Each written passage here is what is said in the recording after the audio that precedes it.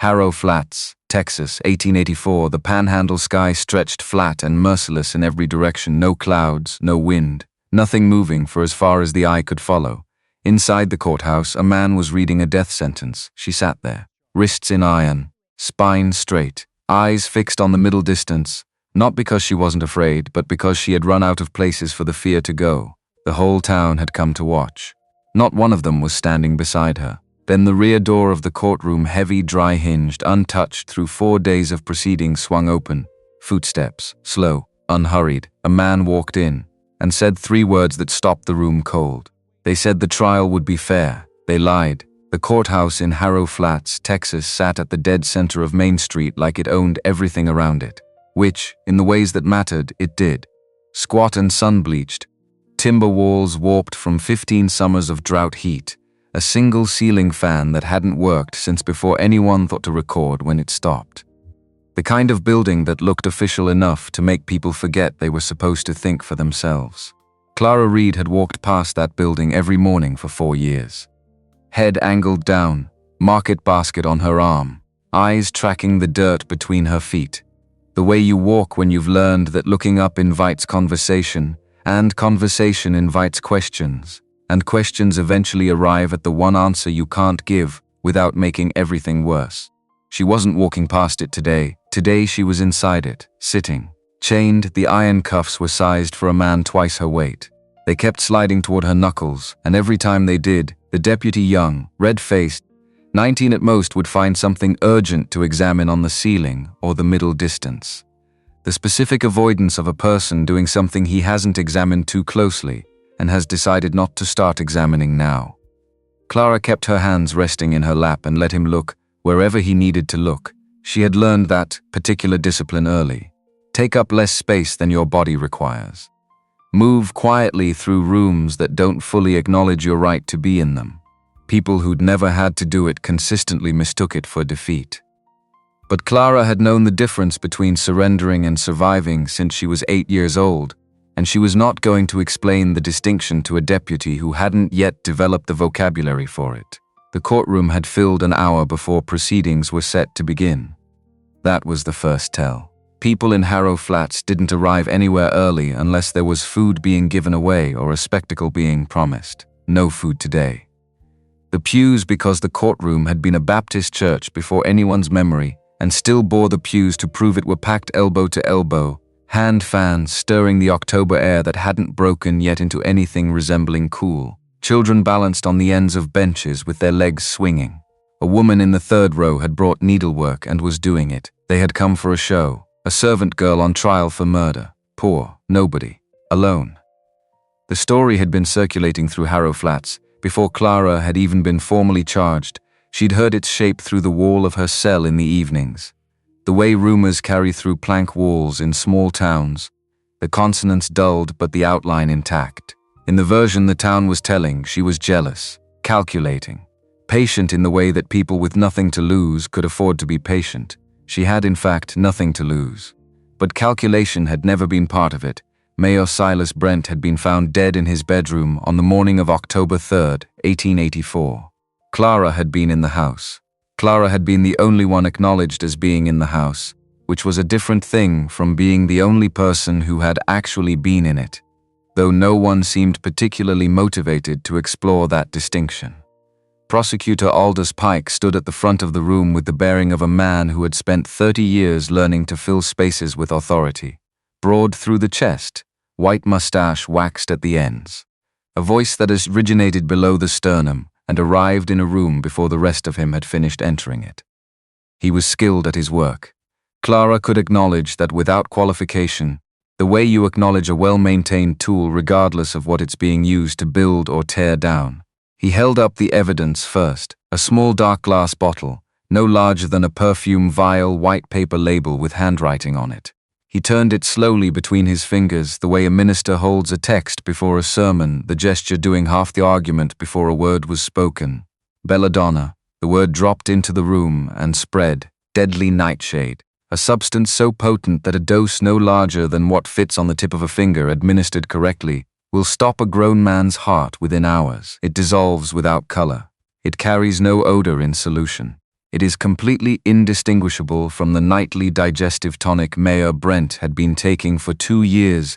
The room pulled in a collective breath. Clara watched it happen, the baker's wife pressing a handkerchief to the corner of her mouth, the feed store owner tilting his head as though hearing something at a frequency just below speech. 3 women from the Methodist congregation seated in a row, already arrived at their conclusion, present only to watch it confirmed. Their certainty had the particular quality of people who had constructed the story before the evidence was presented and were now simply waiting for the materials to arrive and match what they'd already built. They had decided before they walked in. The evidence was ceremony. The verdict had been in the room since yesterday, waiting for someone with the authority to say it aloud. This is the specific danger of small towns that no one warns you about before you end up living in one. They don't require facts to convict you. They require narrative. Give them a narrative that fits the shape of what they already believe, that the poor are inherently suspect, that quiet people are concealing something, that women who don't perform grief on the community's schedule are calculating rather than private, and the rest follows with the natural inevitability of water moving to low ground. Clara had provided them a perfect narrative without any intention of doing so. She was poor, she was quiet, she had not cried when they brought her out of Brent's house in chains. She had not pleaded or screamed or thrown herself toward the assembled townspeople with protestations of innocence.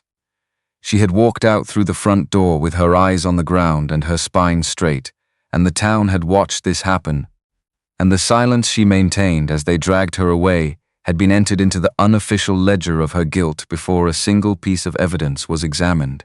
Pike moved toward motive. He had the controlled pace of a man who knew his destination and wanted company on the way there, so he moved slowly enough for everyone to keep up. "What?" he asked the jury, turning to face them with the intimacy of a man sharing something just between them and the rest of the room, would drive a woman in Miss Reed's position to such an act. He let the question breathe, let it expand to occupy the available space. Resentment. 4 years of labor carrying, cleaning, cooking, attending for $2 a week, and a room above the kitchen that flooded every spring thaw. Resentment, ladies and gentlemen of the jury, is its own slow poison. It doesn't announce its arrival. It accumulates in the dark. Clara looked at her hands. $2 a week. He said it with the slight inflation of a man presenting something almost generous, as though the insult embedded in that wage was a fact about her situation rather than a fact about the man who had set it deliberately because he understood that a woman with no alternatives had no leverage to negotiate differently and had used that understanding as a business strategy for 30 years. She had not killed Silas Brent. She wanted that stated plainly, even if only in her own head, where the only audience was herself and the truth. She had not killed him. She had thought about it. She wasn't going to construct a prettier version for herself in private. When no one was watching, there had been mornings in the months before October when she'd run a certain kind of calculation, the kind that begins with, "He's 65" and ends somewhere much darker. But then she had gotten up and made his breakfast and gone about her day, because she was not a killer. And because she understood with cold precision that a poor woman who killed a rich and prominent man in this county in 1884 would be dead before the warrant finished drying. Which was, she noted with the flat accuracy of someone observing an irony, exactly what was happening anyway. The defense attorney Pemberton, appointed by the court, visibly unprepared for the appointment, rose when his turn came with the energy of a man approaching something he'd already decided he couldn't affect. He straightened his cuffs, he cleared his throat.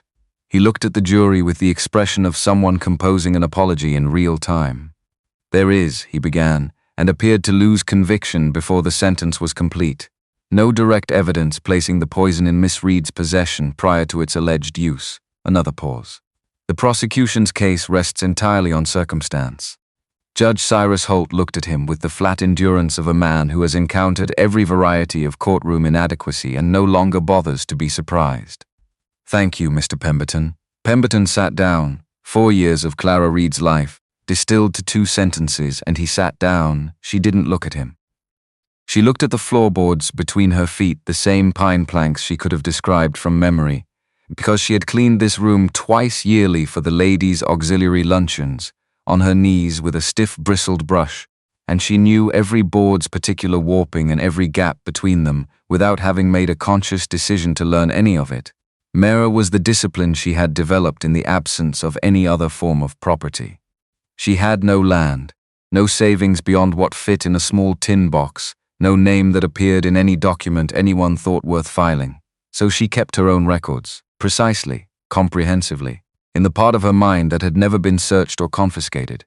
The belladonna bottle, for instance. She knew exactly where she had encountered it before, and it was not in her room, not in her hands, not in any space she controlled. It had been in the cabinet beside Brent's bed, the cabinet with the green glass knob, the one she dusted on Wednesdays. It had been sitting there for at least 3 weeks before he died, tucked behind a larger bottle of digestive bitters, in a position that would have required Brent himself to crouch to see clearly because of the cabinet's proportions. She had not touched it. She had no reason to touch it. She had wiped the outside of the cabinet door and moved onto the window ledge and thought nothing more about it. Pike had testified it was found in her room. That was a lie with architecture. Not a careless lie, but a constructed one, which meant someone had built it deliberately, which meant someone had moved the bottle from Brent's cabinet to her room between the night he died and the morning the deputy searched her belongings. Someone with access to both spaces, someone who understood the geography of the house and the timeline of who would look at what and when. Her room was a 9 by 12 space off the back of the kitchen. A cot, a trunk, a small iron stove that provided the difference between bearable cold and unbearable cold in February, and a shelf holding 2 books.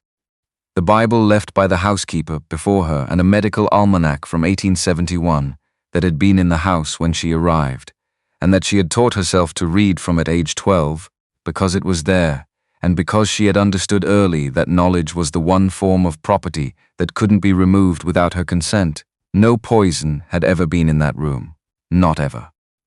The question no one in this courtroom was asking, and Clara had been noting the absence of this question since the first day of the proceedings, was how the bottle had traveled from Brent's bedside cabinet to the prosecutor's evidence table, with her name attached to it. She knew the answer. She was certain of the answer, the way you are certain of something you watched with your own eyes under adequate light. And her certainty pointed in a single direction, toward a single person, who was currently sitting in the front row of the gallery with his hands flat on his thighs, and his face arranged in the expression of a man attending a funeral he hadn't caused. Dr. Edmund Voss, Harrow Flats' only physician, Brent's oldest friend in the county. The man who had been in this house on the evening of October 2nd, she had seen his shadow cross the lamplight in the upstairs hallway at 9:30, had registered the particular smell that followed him everywhere, the carbolic acid and rubbing alcohol of a man who had been working in a clinical space, and who had left through the rear door quietly, the way you leave when you don't want the leaving to be noticed. And the next morning, in the back sitting room where she'd gone to lay the fire, she had found the grate already disturbed. Something burned in it, burned hastily, incompletely. A piece of paper the size of her palm, folded once, surviving in the corner where the draft hadn't reached it. Silas Brent's handwriting, cramped and vertical, heavy on the downstrokes. She had read what remained before the heat, still in the ashes, could finish the job. Edmund, if you believe I will allow this arrangement to continue without, and then ash. She had folded the fragment twice more, very carefully, and tucked it into the lining of her left shoe. It was still there, beneath her heel in this courtroom, while Edmund Voss sat in the front row and watched Prosecutor Pike construct the case that would send her to the gallows for something Voss himself had done. The lunch recess was called at 11:30. Clara was led out through the bailiff's door, past a storeroom that still carried the ghost of old hymnals in its walls, through the narrow side corridor that connected the courtroom to the functional parts of the building. The deputy walked a half step behind her and said nothing. She appreciated the silence more than he likely understood. The temporary holding room at the end of the corridor had a single high window, a table, 2 chairs, a water pitcher on a shelf that may or may not have been filled recently. Clara sat in the chair nearest the window and folded her hands on the table and thought. She thought about the hour she'd been given. An hour was enough time for several things to happen simultaneously in a room she wasn't in. It was enough time for Voss to have a private word with Holt, which she assumed was already occurring. It was enough time for Pike to review his afternoon remarks and decide how thoroughly he wanted to seal the argument. It was enough time for the gallery crowd to break into smaller conversations that would either calcify their certainty or introduce small fractures into it, depending on which people ended up speaking to which other people in which combinations. She had been reading rooms for 22 years. She knew which people in that courtroom were certain and which were performing certainty because the room expected it. The baker's wife certain, but the kind of certain that had a slight tremor at its edge. The certainty of a woman who had been trying not to think about something for a long time and was not entirely succeeding. Old Pete Garner from the Prairie Star Saloon, he hadn't been certain at all. He'd been watching Clara in that courtroom with the expression of a man doing arithmetic he didn't like the result of. The deputy behind her right now, who kept not looking at her, he was the most uncertain person in the building, which was interesting given that he was also the one with the keys. She thought about the fragment in her shoe. She thought about showing it, about standing up in that courtroom and placing it on the judge's bench herself. And then she thought, with the cold precision that had kept her alive through situations less immediately dangerous than this one, about what would happen if she did. A poor woman, no lawyer worth the designation, no standing, no name that anyone in a position of authority had ever bothered to learn. Walking into a proceeding that had been decided before it began and presenting a piece of burned paper as exculpatory evidence, the paper she had somehow managed to secret away through an arrest and 4 days of custody, which would immediately raise the question of how she'd managed that, which would immediately be characterized as the behavior of someone with something to hide rather than someone with something to protect. They would ask why she'd waited. They would ask where she'd really found it. They would suggest she'd written it herself, which was not impossible to suggest, given that anyone examining her household records would find 4 years of neat, literate handwriting from a woman who was supposed to be barely educated. The fragment would become another piece of evidence against her, rather than for her. She needed someone else to find it, or someone else to stand behind it. She pressed her left foot against the floor and felt the slight give of the paper through the sole.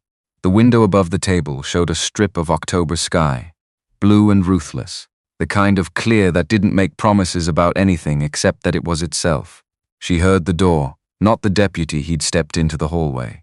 Different footsteps, heavier, slower, with a deliberateness she hadn't heard before, but which her body registered before her mind had formed a complete thought about it. The door to the holding room opened. Walt Harmon stopped in the doorway. He was 42 years old and looked like a man that age who had spent most of those years outdoors in difficult conditions and had emerged with his structure intact. Gray at the temples and through a jaw she hadn't seen at close range in 6 months. A scar along the left side of his jaw, old and settled, pale against skin that had been weathered to a particular kind of durability. He was wearing the same type of coat he'd always worn, not the same coat, but the same relationship to clothing, which was that it served its function and he had no interest in it beyond that. He looked at her. She looked at him, she thought. Of all the things she had prepared herself for this morning, this was not among them, she thought. Stop. Think later. Miss Reed, his voice was what she remembered, low even, carrying no more weight than the words required, Mr. Harmon. She matched his register without thinking about it. You've been in town since when? It wasn't entirely a question. She'd seen the shape of someone from the courthouse window 2 days ago, a figure in the saloon across the street, not drinking, not moving, the specific stillness of a man who had arrived somewhere and was in no hurry to announce that arrival. She hadn't been certain. Now she was 8 days, he said. He came into the room, not rushing, and stood near the table rather than sitting. The standing was a choice, she understood that. He was leaving the table to her, leaving her the position of being seated in her own space rather than across from him in his small choices. She had catalogued his small choices for 6 months in Brent's house without fully understanding why she was cataloguing them. 8 days, she repeated. The trial started 4 days ago. Yes, you waited. I needed to know what they had before I came in. If I walked into that courtroom on day 1 without understanding the shape of the case, I couldn't do anything useful. He said it without apology, which she found she preferred to apology.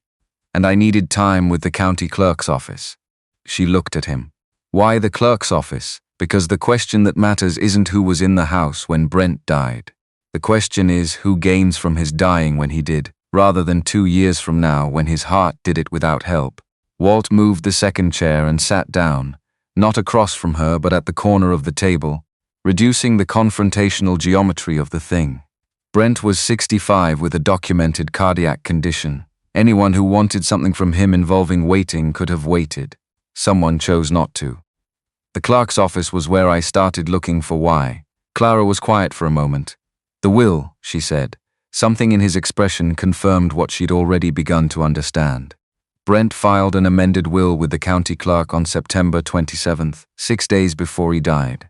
The amendment removed a provision that had been in every previous version of the document, a provision retiring a debt of approximately $3,200 held against a creditor whose name I expect you already know. Edmund Voss. Edmund Voss. He said it without surprise at her speed. He lent Voss the money in 1878 to build the medical practice. The original will included repayment through the estate on Brent's death. When Brent changed the will 6 days before he died, Voss lost $3,200 he'd been counting on for 6 years. Clara sat with the shape of that. With the way it fit against everything she already had, the shadow in the hallway, the smell of carbolic, the burned paper, the specific steadiness of Voss's hands in the witness chair that morning. He came to the house to negotiate, she said. The night Brent died, he came through the back. I heard him in the hallway, and in the study I heard a drawer close, and then footsteps toward the bedroom. I thought he was there on a medical call. Brent had been declining. He was there to negotiate, or to do what he did when negotiation failed. Walt looked at the table. The next morning, the burned paper, in the back sitting room grate. Brent's handwriting, addressed to Edmund. The surviving fragment mentions the arrangement and what Brent intended if it continued. She reached down, slowly, and worked the folded scrap from the lining of her shoe with the practiced motion of someone who had rehearsed the gesture enough times in the past 4 days that she could do it without drawing significant attention. She placed it on the table between them. Walt looked at it, did not touch it immediately, just looked, reading what was visible, taking inventory. Then he looked up at her. 4 days, he said, through the arrest, through the arraignment, through 2 days of testimony, you didn't bring it forward yourself. I thought about the sequence of events that would follow if I did. She said it without bitterness, just the architecture of the reasoning.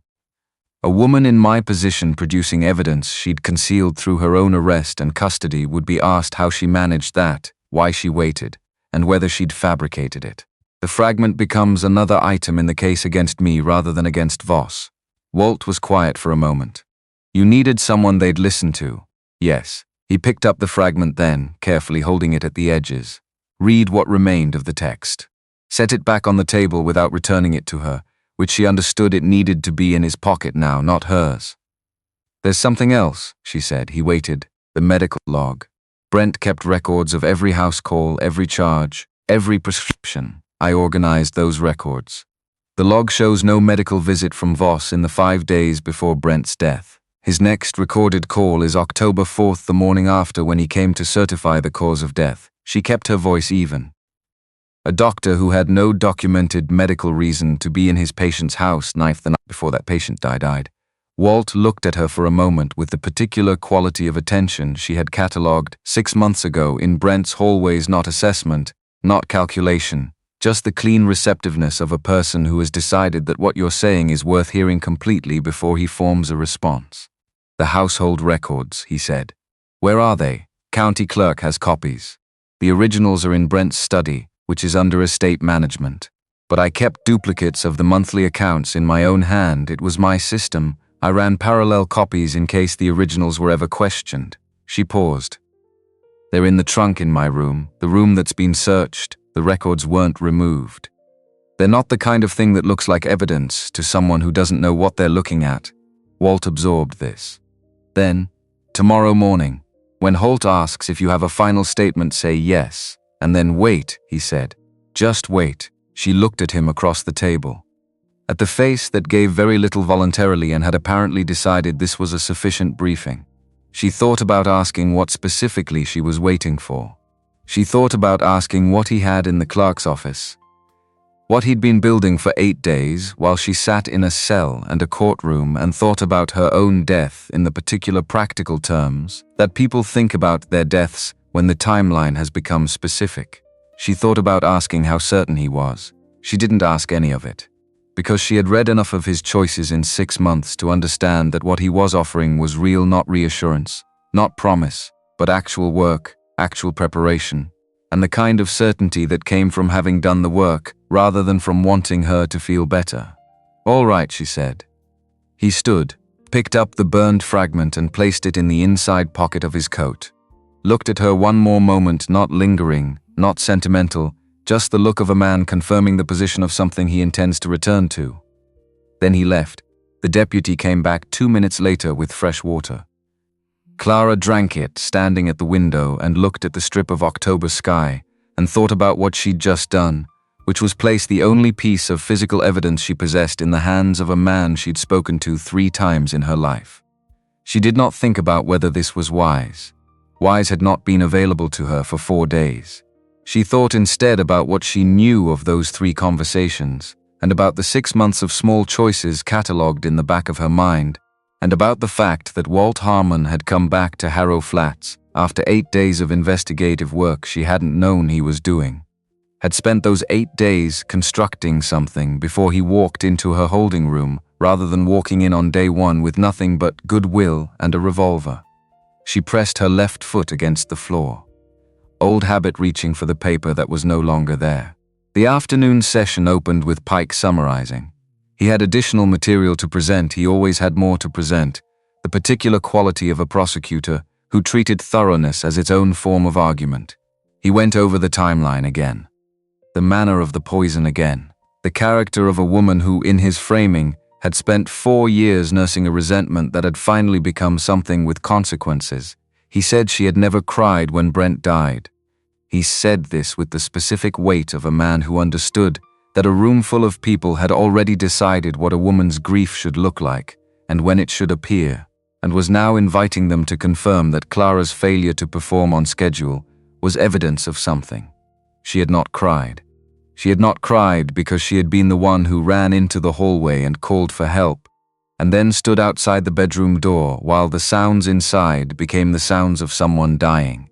And she had spent those minutes going through a very particular kind of internal accounting that left no room for tears.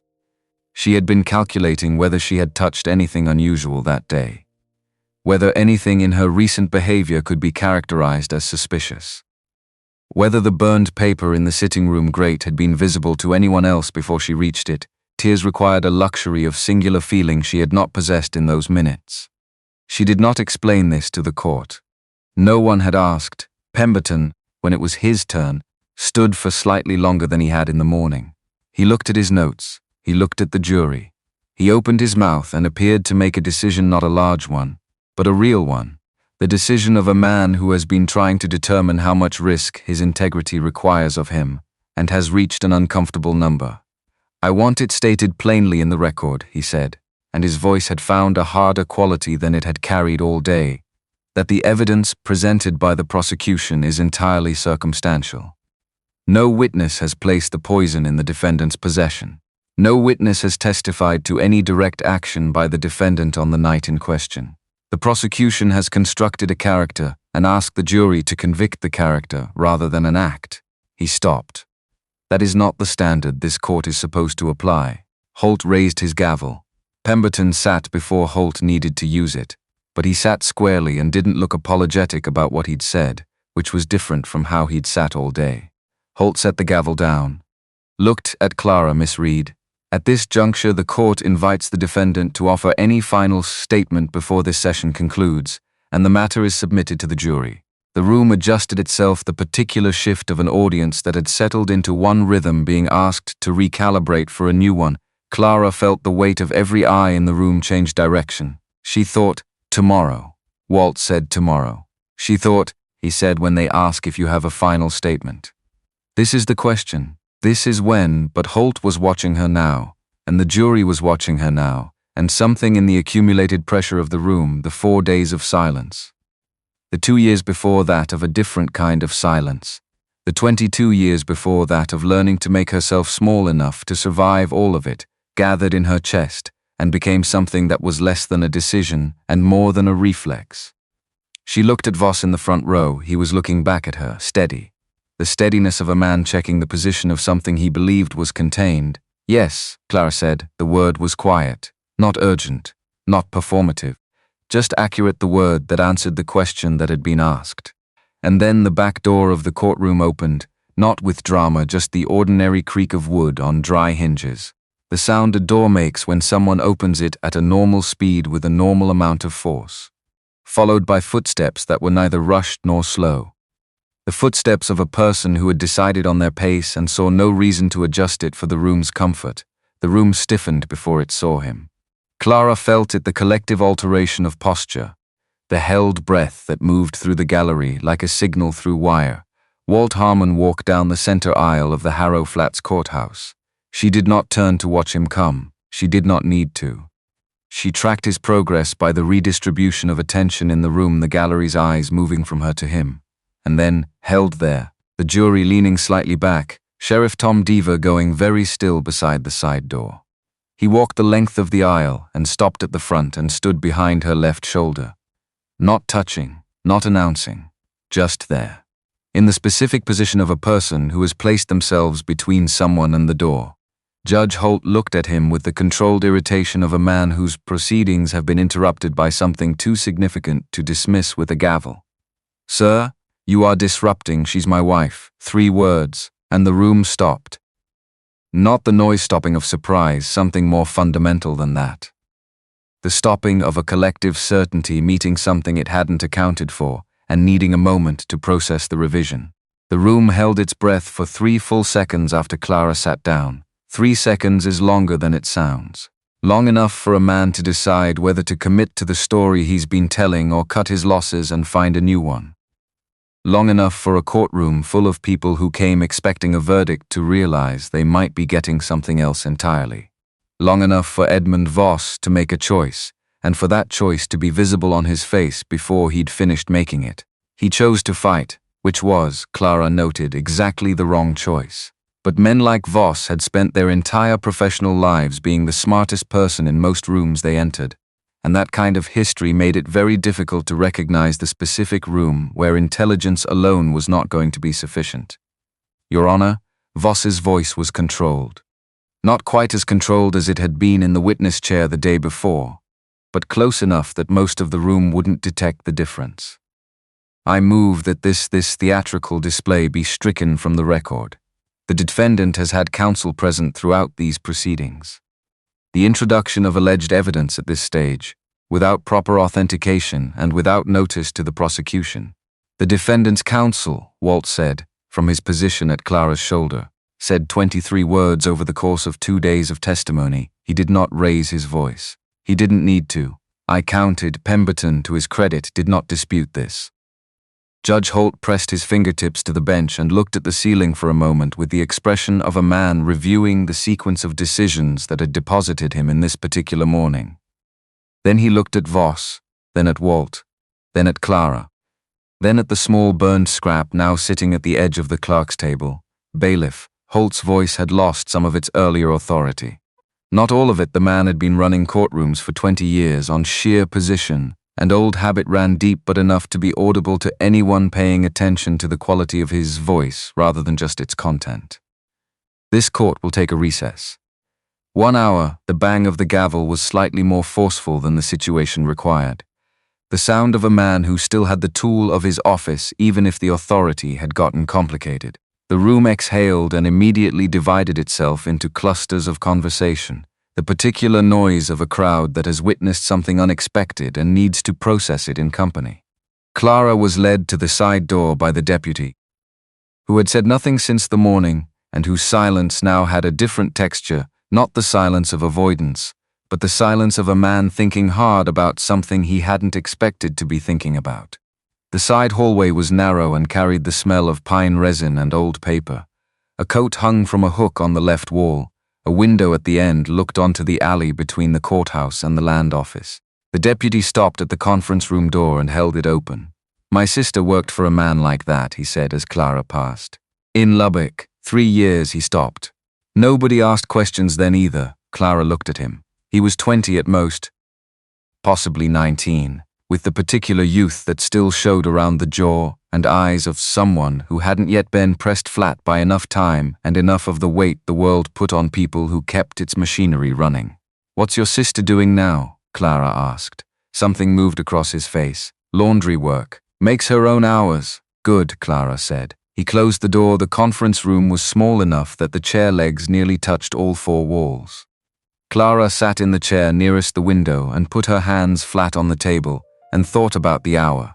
1 hour was enough time for several things to happen simultaneously in rooms she couldn't see.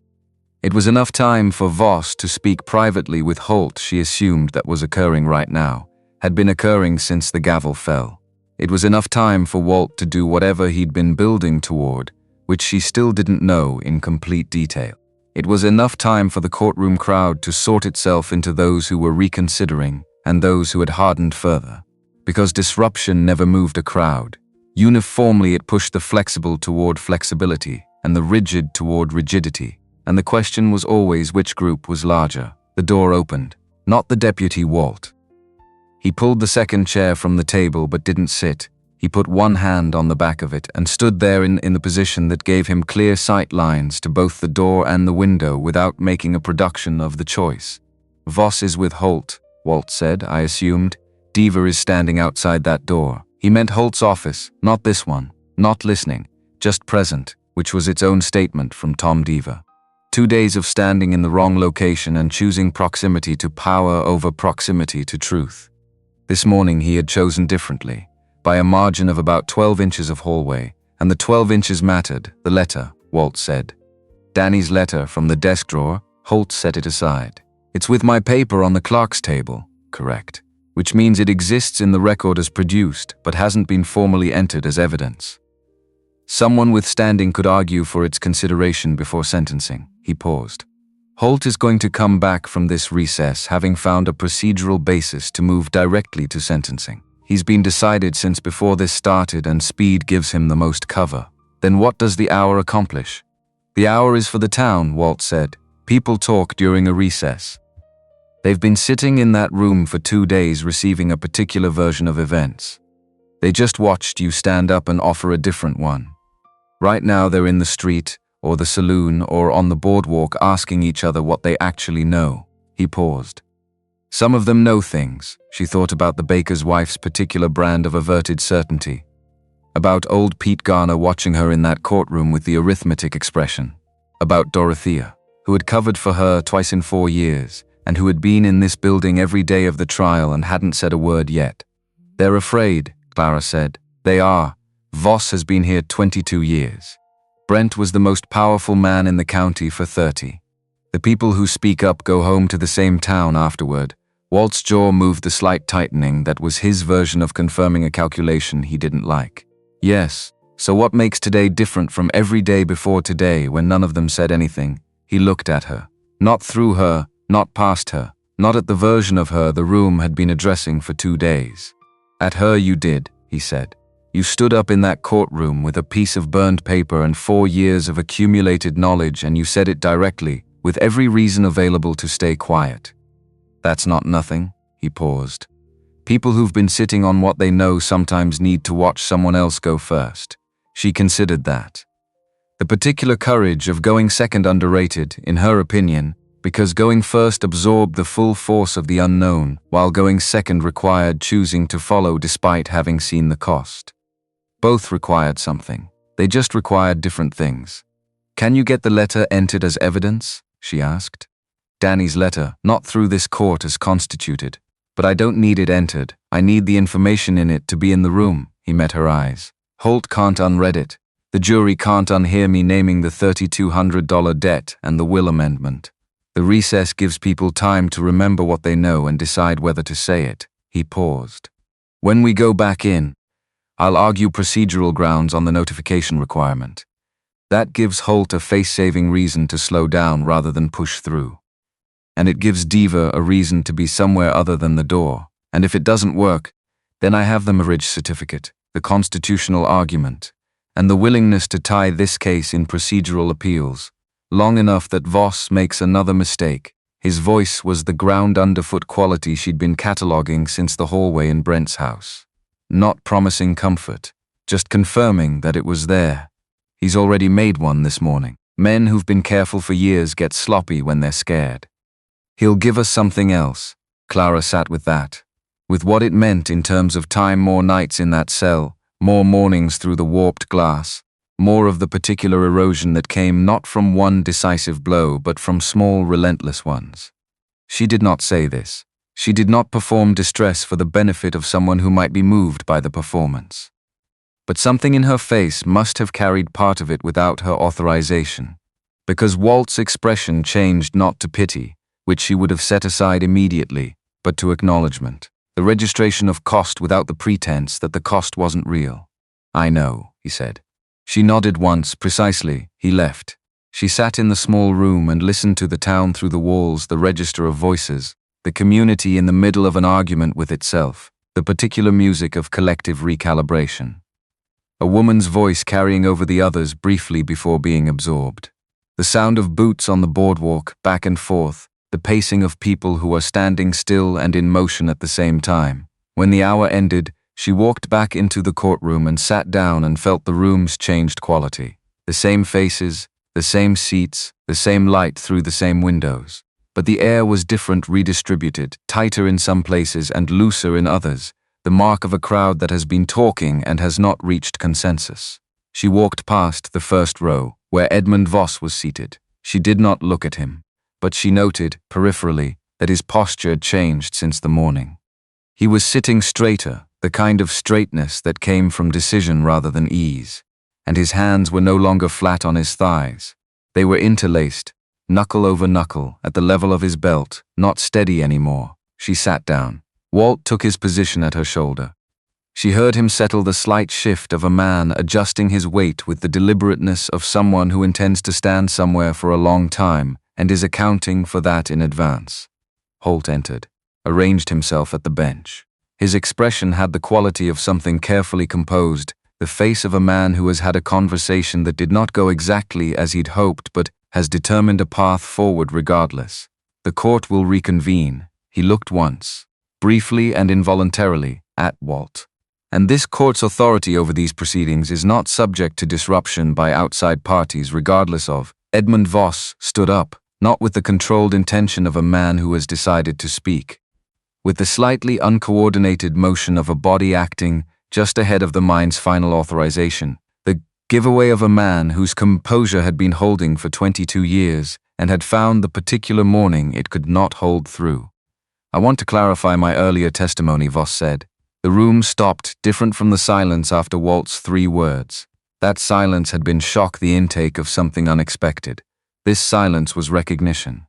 The room understanding that the situation had just turned, and turning with it towards something none of them had entirely anticipated. "Dr. Voss," Holt said, with less certainty than the morning and more of the specific warning of a man who knows what's coming and wants to stop it without appearing to want to stop it. "I was at the Brent residence on the evening of October 2nd. Voss's voice was not the controlled professional instrument of his testimony. Something underneath it had found the hairline crack that had been forming since Clara set that burned fragment on the clerk's table. "I went to discuss a private financial matter. I was not there in a medical capacity.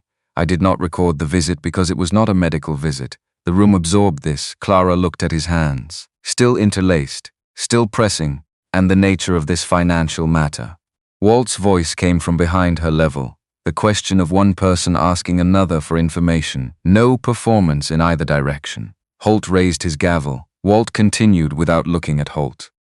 "Because Mayor Brent's records at the county clerk's office include documentation of a debt of approximately $3,200 held by the deceased against you, with provisions in prior versions of his will for its retirement through the estate."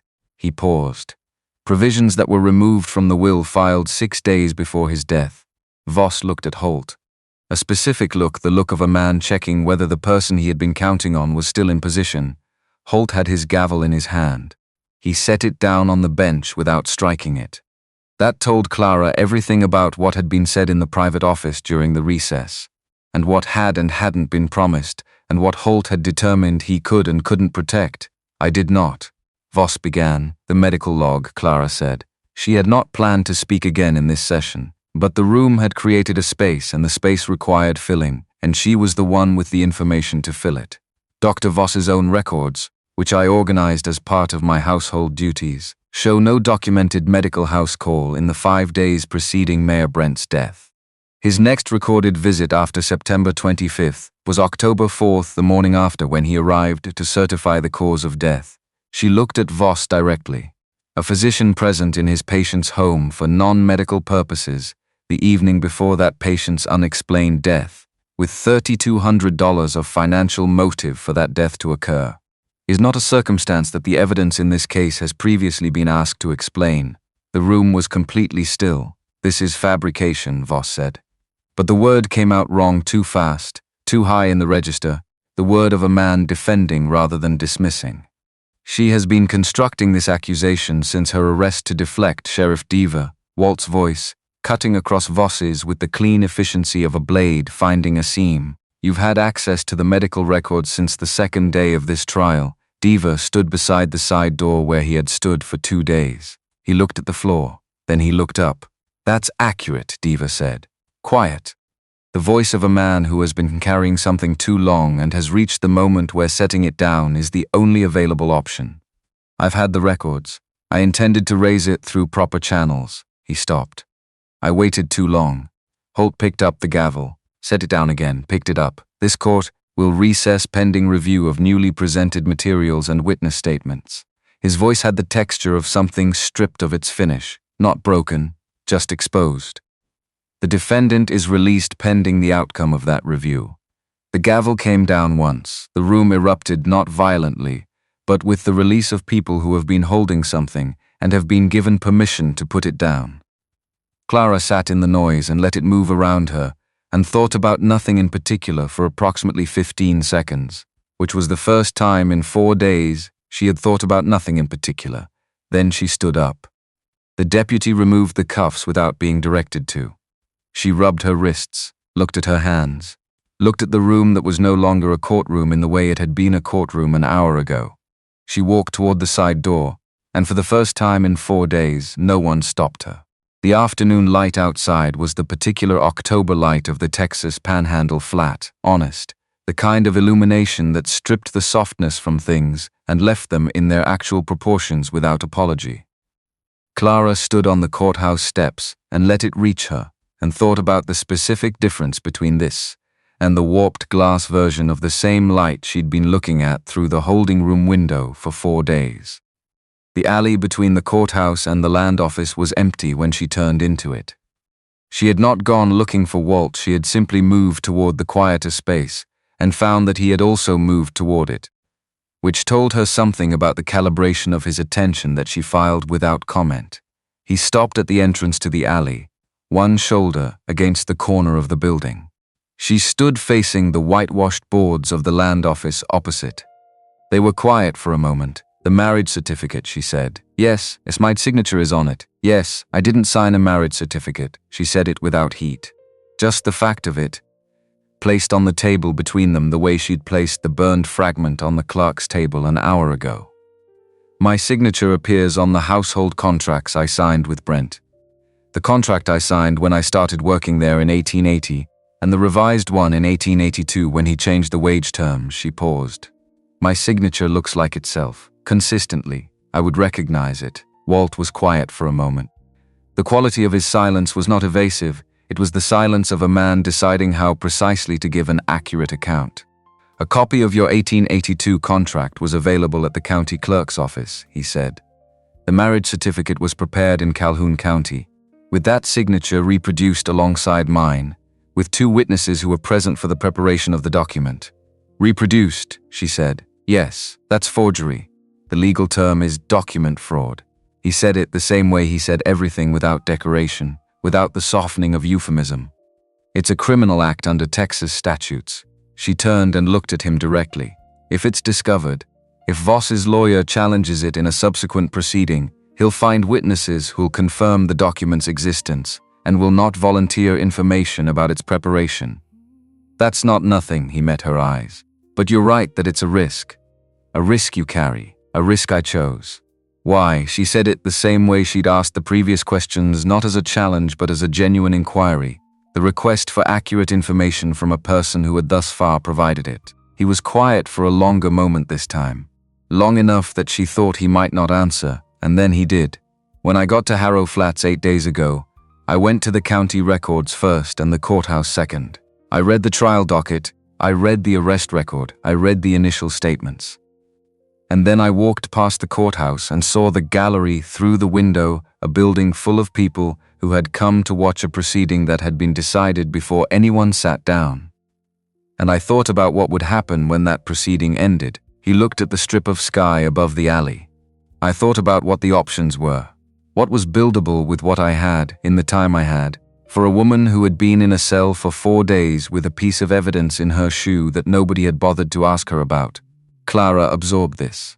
The certificate got you to the bench, she said. Procedural grounds. It created enough disruption that the rest of it could be heard. Yes. And the rest of it, the will, the debt, Voss's unrecorded visit, that was the real argument. That was always the real argument. He brought his gaze back from the sky to her face. You had the real argument in your shoe, she thought about that. About the burned fragment in the clerk's hands now, Brent's handwriting visible in the surviving margin. About the medical log, about Danny's letter, about the will amendment that had been sitting in the county clerk's office for 8 days, waiting for someone to look at it. About the body of evidence that had existed since October 3rd and had gone unexamined because no one with the standing to examine it had decided it was worth their time. The investigation, she said. What comes next? Diva takes it from here. He has enough for a proper inquiry now: the medical records, the will amendment, your testimony about the evening of the 2nd, the burned fragment, Danny's letter. Walt pushed off from the corner of the building, straightening. The county prosecutor from Abilene will need to be involved. Holt's relationship with Brent is a conflict that's now visible to everyone in that room. Voss will have a lawyer here within 2 days. His lawyer will advise him on his options, which are limited. Something in Walt's voice on this point, not satisfaction, exactly, but the tone of a man who has run the numbers and found they come out correctly. The $3,200 debt, the unrecorded house call, the will amendment, the burned correspondence, that's not a case that gets better for him, and the certificate. If his lawyer challenges it, he won't. Challenging the certificate opens the question of what this proceeding looked like, without the disruption it caused, which is a proceeding that resulted in the wrongful sentencing of his client's victim. Sorrels, whoever he sends, is too good at his job to step into that. Clara considered this, considered the architecture of it, the way the certificate was simultaneously the weakest element of the strategy, and the piece that had made the rest possible, the procedural lever that had forced the door open far enough for the actual evidence to get through. You've passed the bar, she said. It wasn't a question, she'd assembled it from the shape of his argument in the courtroom, the specific legal framing, the knowledge of Texas procedural requirements. Colorado, he said, 1876, the year after it was established. I still have the credential. She looked at him. At the man who had been a federal marshal and a lawyer, and for the past 5 years had been something he described as moving in a direction without a destination, and who had spent 8 days in a town he'd left 6 months ago building a case for a woman who hadn't known he was building it. The hotel on the East End, she said. I assume you've been staying there. Room 7. I booked room 4 for you on the 3rd day. He reached into his coat and produced a key. Brass, worn, tagged with the hotel's identifier. I didn't know what the timeline would be, but I booked it when I arrived because I intended there to be a use for it. She took the key. Felt the specific weight of it, the warmth of brass that had been in someone's pocket for 8 days. Come back tomorrow, she said. Not a question, not a request dressed as a statement. Just the thing itself, the clear and direct expression of what she wanted, stated without the self-protective hedging she would have wrapped around it a week ago. Walt looked at her for a moment. Yes, he said. He left the alley. She heard his boots on the boardwalk, then the general noise of Main Street absorbed the sound, and he was gone into it. Clara stood in the alley a moment longer. She pressed her left foot against the ground. Old habit reaching for the paper. The paper was not there. The paper was on the clerk's table inside the courthouse, being handled by people who would use it correctly now, or at least more correctly than it had been used before. She looked at the key in her hand, then she walked out of the alley and turned east on Main Street. And for the first time in 4 days she walked with her eyes level, looking at the town she had been invisible in for 4 years, thinking about what it was going to look like when she wasn't invisible in it anymore. Harrow Flats did not know what to do with itself for the rest of that afternoon. The trial had been the organizing principle of the town's attention for 4 days, a fixed point, around which all the usual commerce and conversation had arranged itself.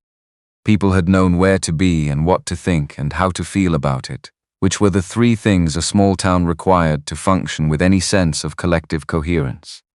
Now the fixed point had shifted, and the coherence with it, and the town was doing what communities do when the story they've been telling themselves turns out to require revision. It was loud in some places and very quiet in others, and in both cases it was avoiding the specific question of what it was going to do with the revision. Clara walked east on Main Street with the hotel key in her hand. She passed the feed store, where 2 men were talking in the doorway with the posture of people having a conversation they'd been having since, before she turned the corner and would continue having after she passed. One of them glanced at her, looked away, looked back. The second look was different from the first, less the casual eye travel of a man noting pedestrian traffic and more the look of a man updating a file. She did not stop, did not acknowledge the looks.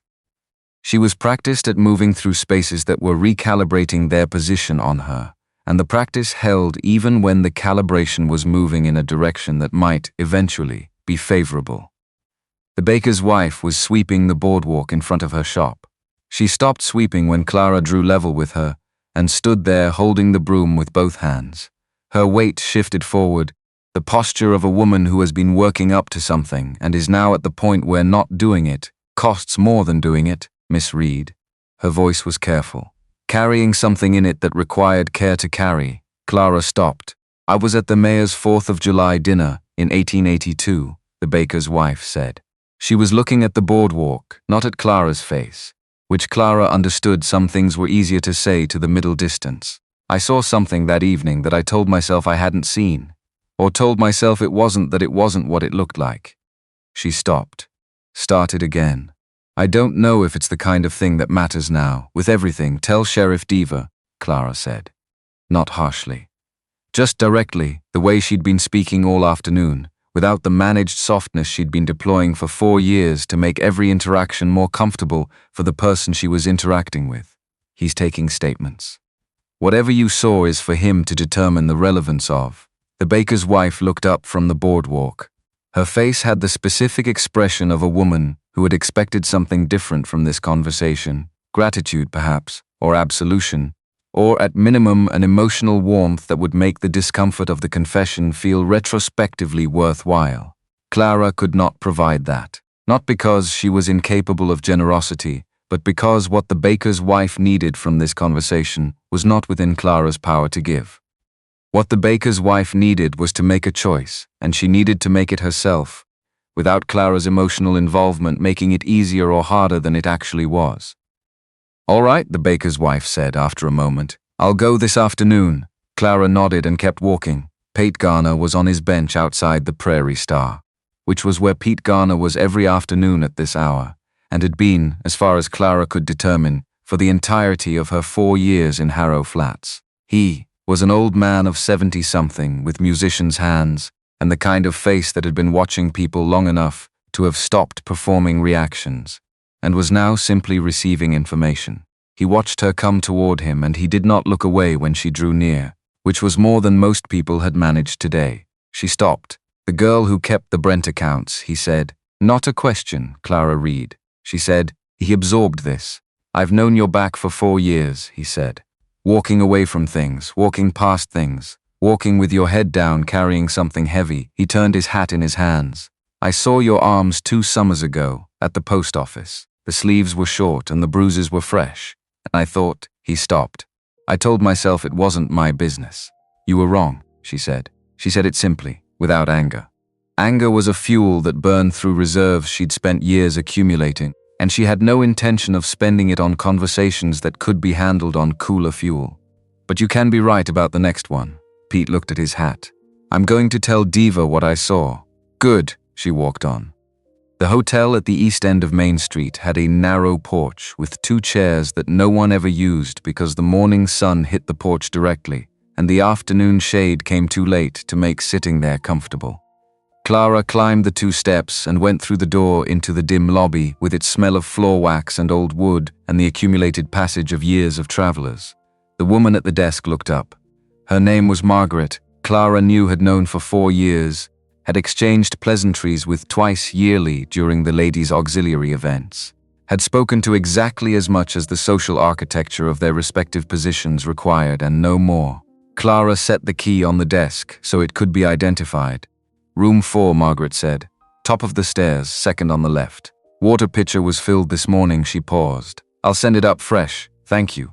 She climbed the stairs. The room was small and adequate: a bed, a table with 2 chairs, a window that looked east over the outlying properties and toward the flat horizon of the Panhandle.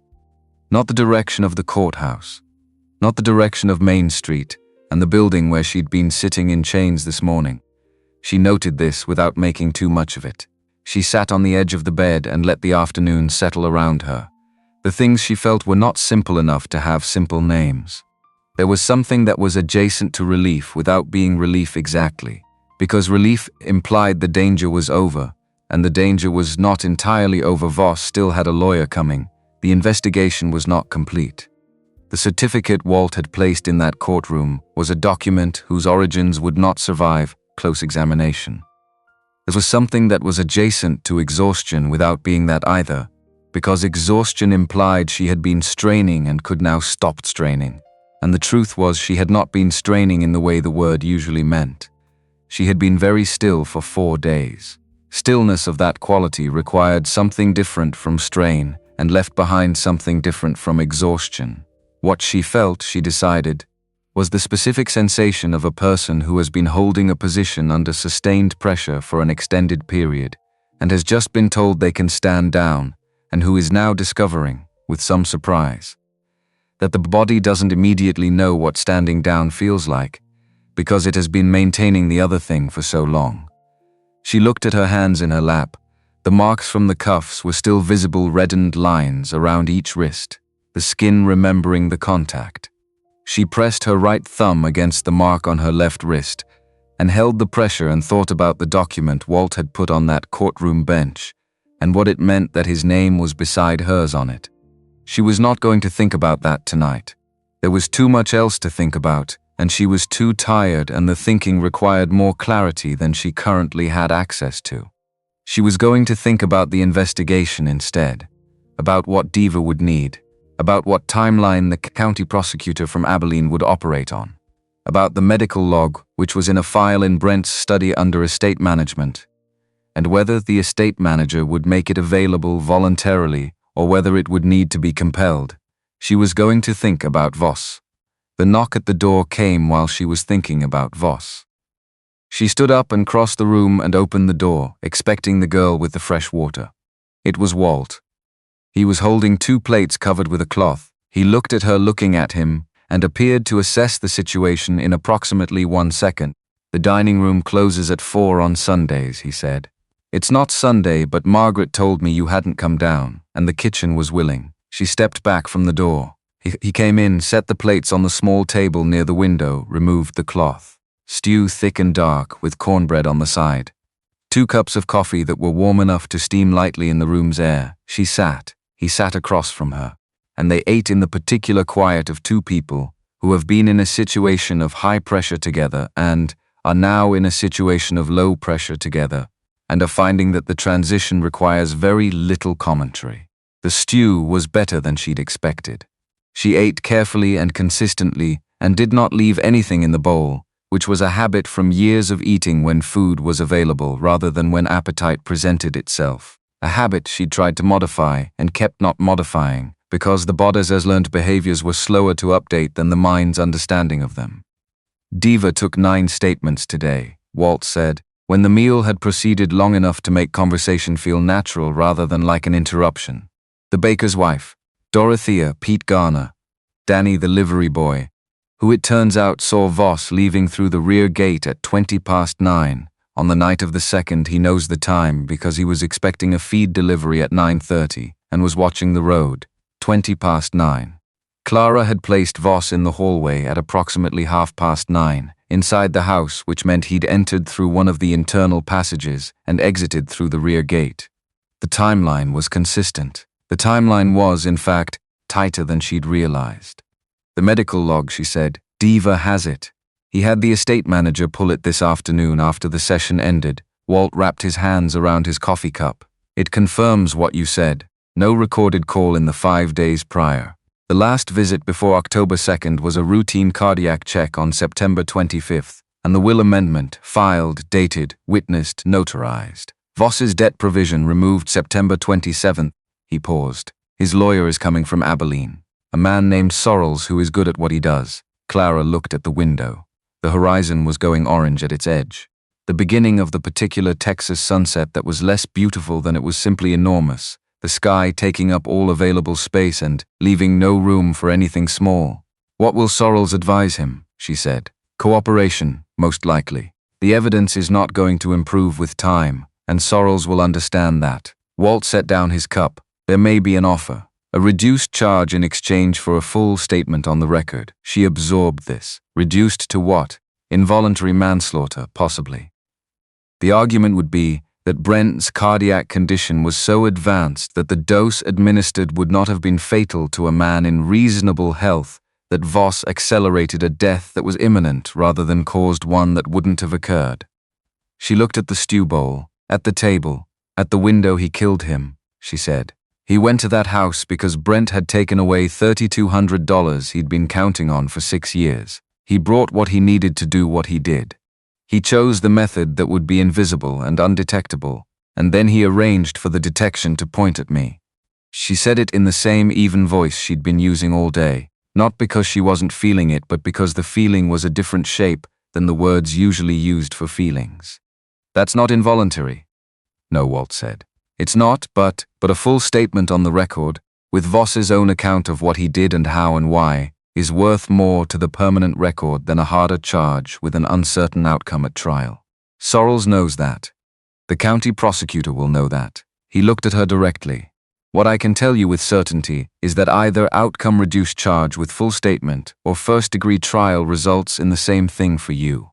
The charges are dropped. The record reflects Brent died by Voss's hand. Harrow Flats knows what happened. She held his gaze. And you think that's sufficient? I think it's what's achievable, he said, which is different from sufficient. But it's real. She appreciated that distinction.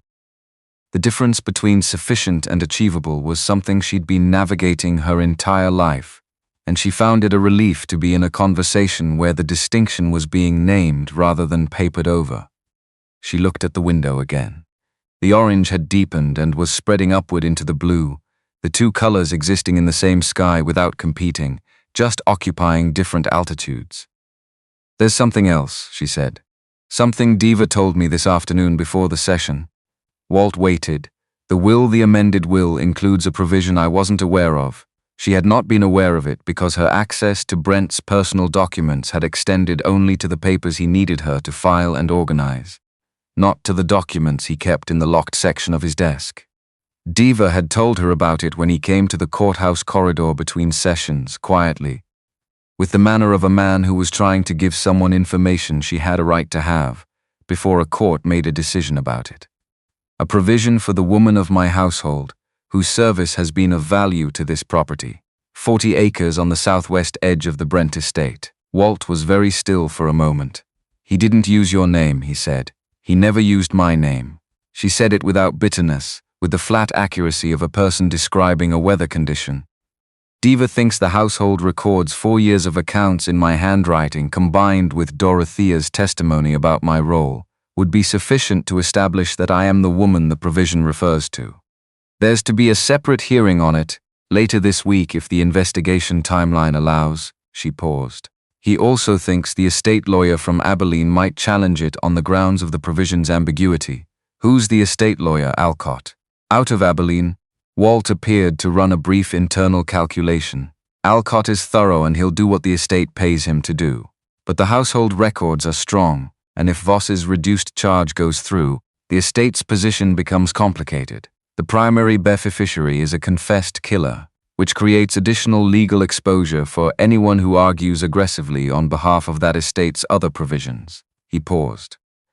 Alcott is also too experienced to want to stand in front of a courtroom and argue that a woman who was nearly executed for a murder she didn't commit shouldn't receive the provision a dead man specifically designated for her. Clara looked at the table, at the empty bowl and the half-drunk coffee, and the cloth that had covered the plates folded neatly at the corner.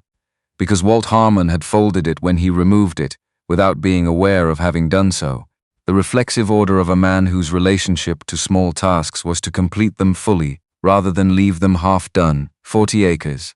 She had known in a theoretical way that 40 acres was a significant piece of land. She had understood that intellectually as she understood most things intellectually by reading about it, by observation, by inference.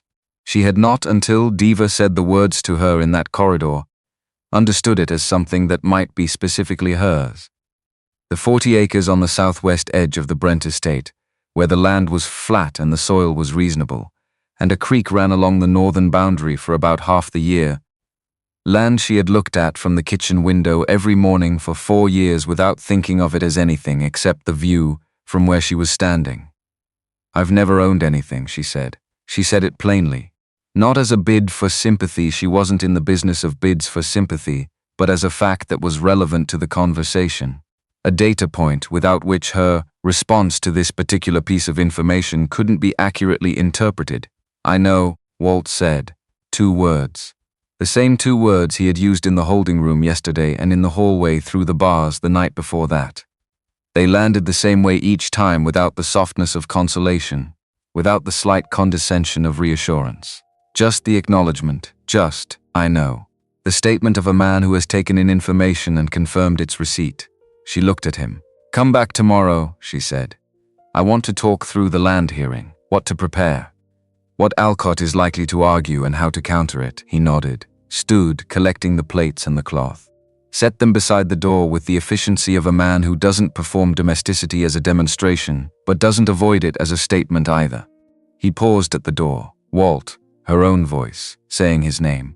It had a different quality than she'd anticipated, not tentative, just new, the sound of a word being placed in a new context for the first time. He turned. She had several things she might have said. She found that none of them were necessary. "Thank you" was insufficient and slightly beside the point.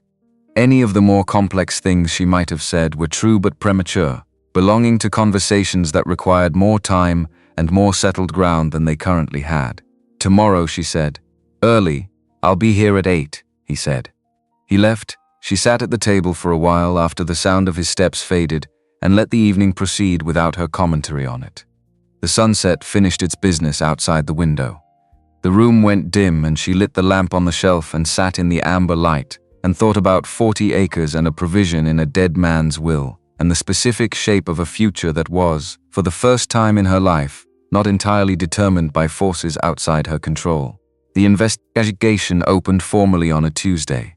Diva had the manner of a man who had decided to do something correctly after a period of doing it incorrectly, and who understood that correctness now required considerably more effort than it would have required at an earlier stage, but who had resolved to provide that effort without making the resolution itself into a performance. He arrived at the hotel at 7:30 to tell Clara that the county prosecutor, a man named Hatch, out of Abilene, who had the lean, efficient look of someone who spent most of his professional life moving between courtrooms and had learned to isolate the essential facts of a situation within minutes of entering it, had arrived on the overnight stage.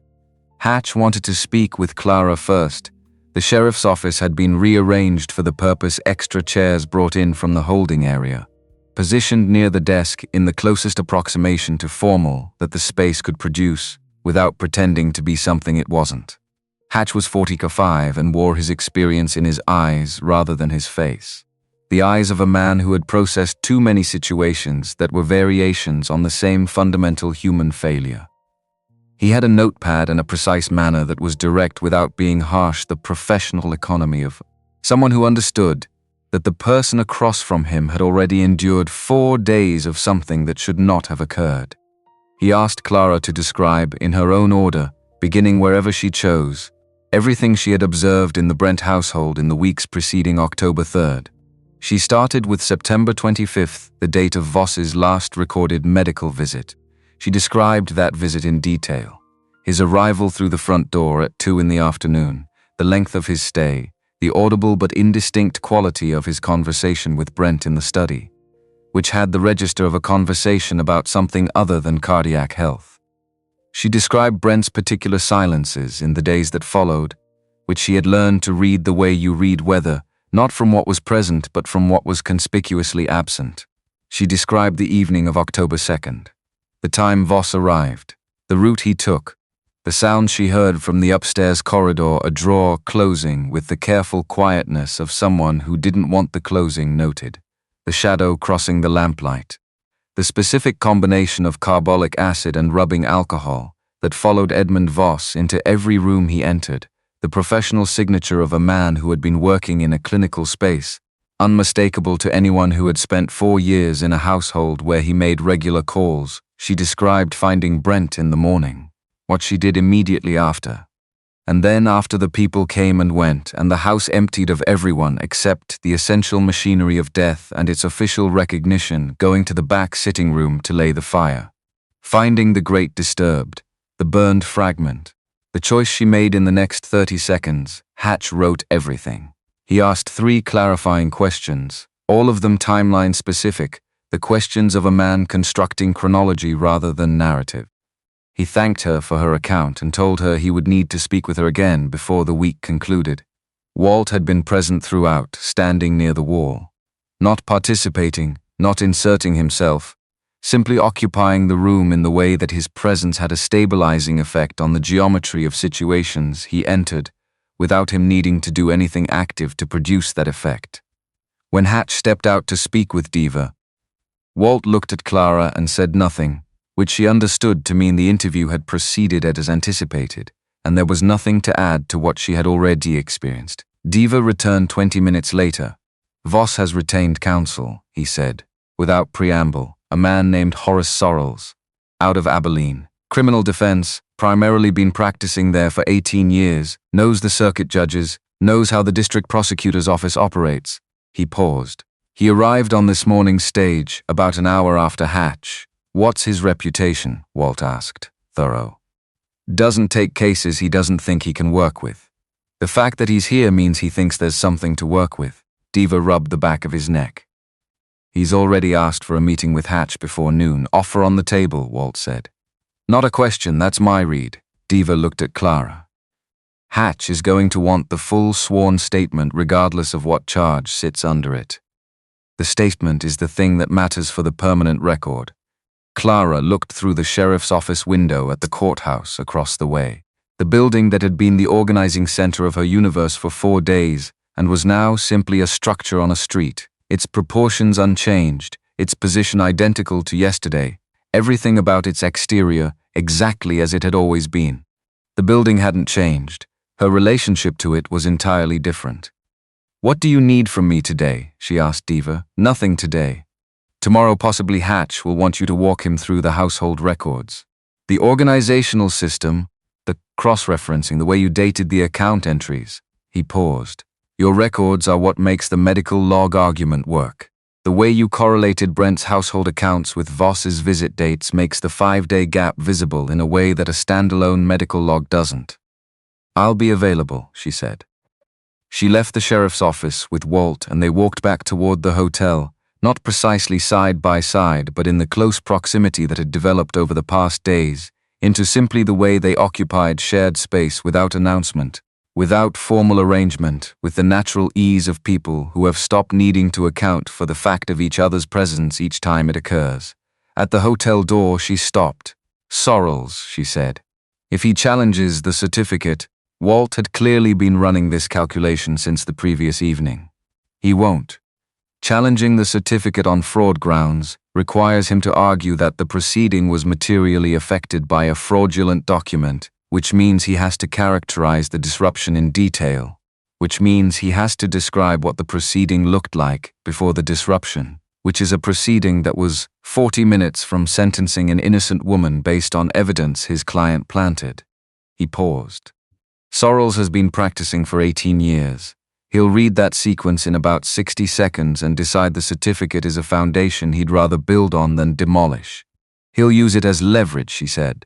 The uncertainty around it, possibly, but leverage requires a credible threat, and the threat here cuts both directions. Walt looked at the hotel door. Sorrells is good at his job. That means he knows when a tool is useful and when it's a liability. The certificate, left uncontested, is useful to his client. It means the proceeding had a procedural defect that gives Voss grounds to argue for more favorable treatment. Contested, it becomes a liability. She thought about that, about Sorrells, whom she had not yet met, running the same calculation Walt had just described and arriving at the same conclusion from the other direction. "What time is it?" she asked. "9:15. I'll be at the hotel if Hatch cheats me before this afternoon." She went inside. Walt continued down the boardwalk.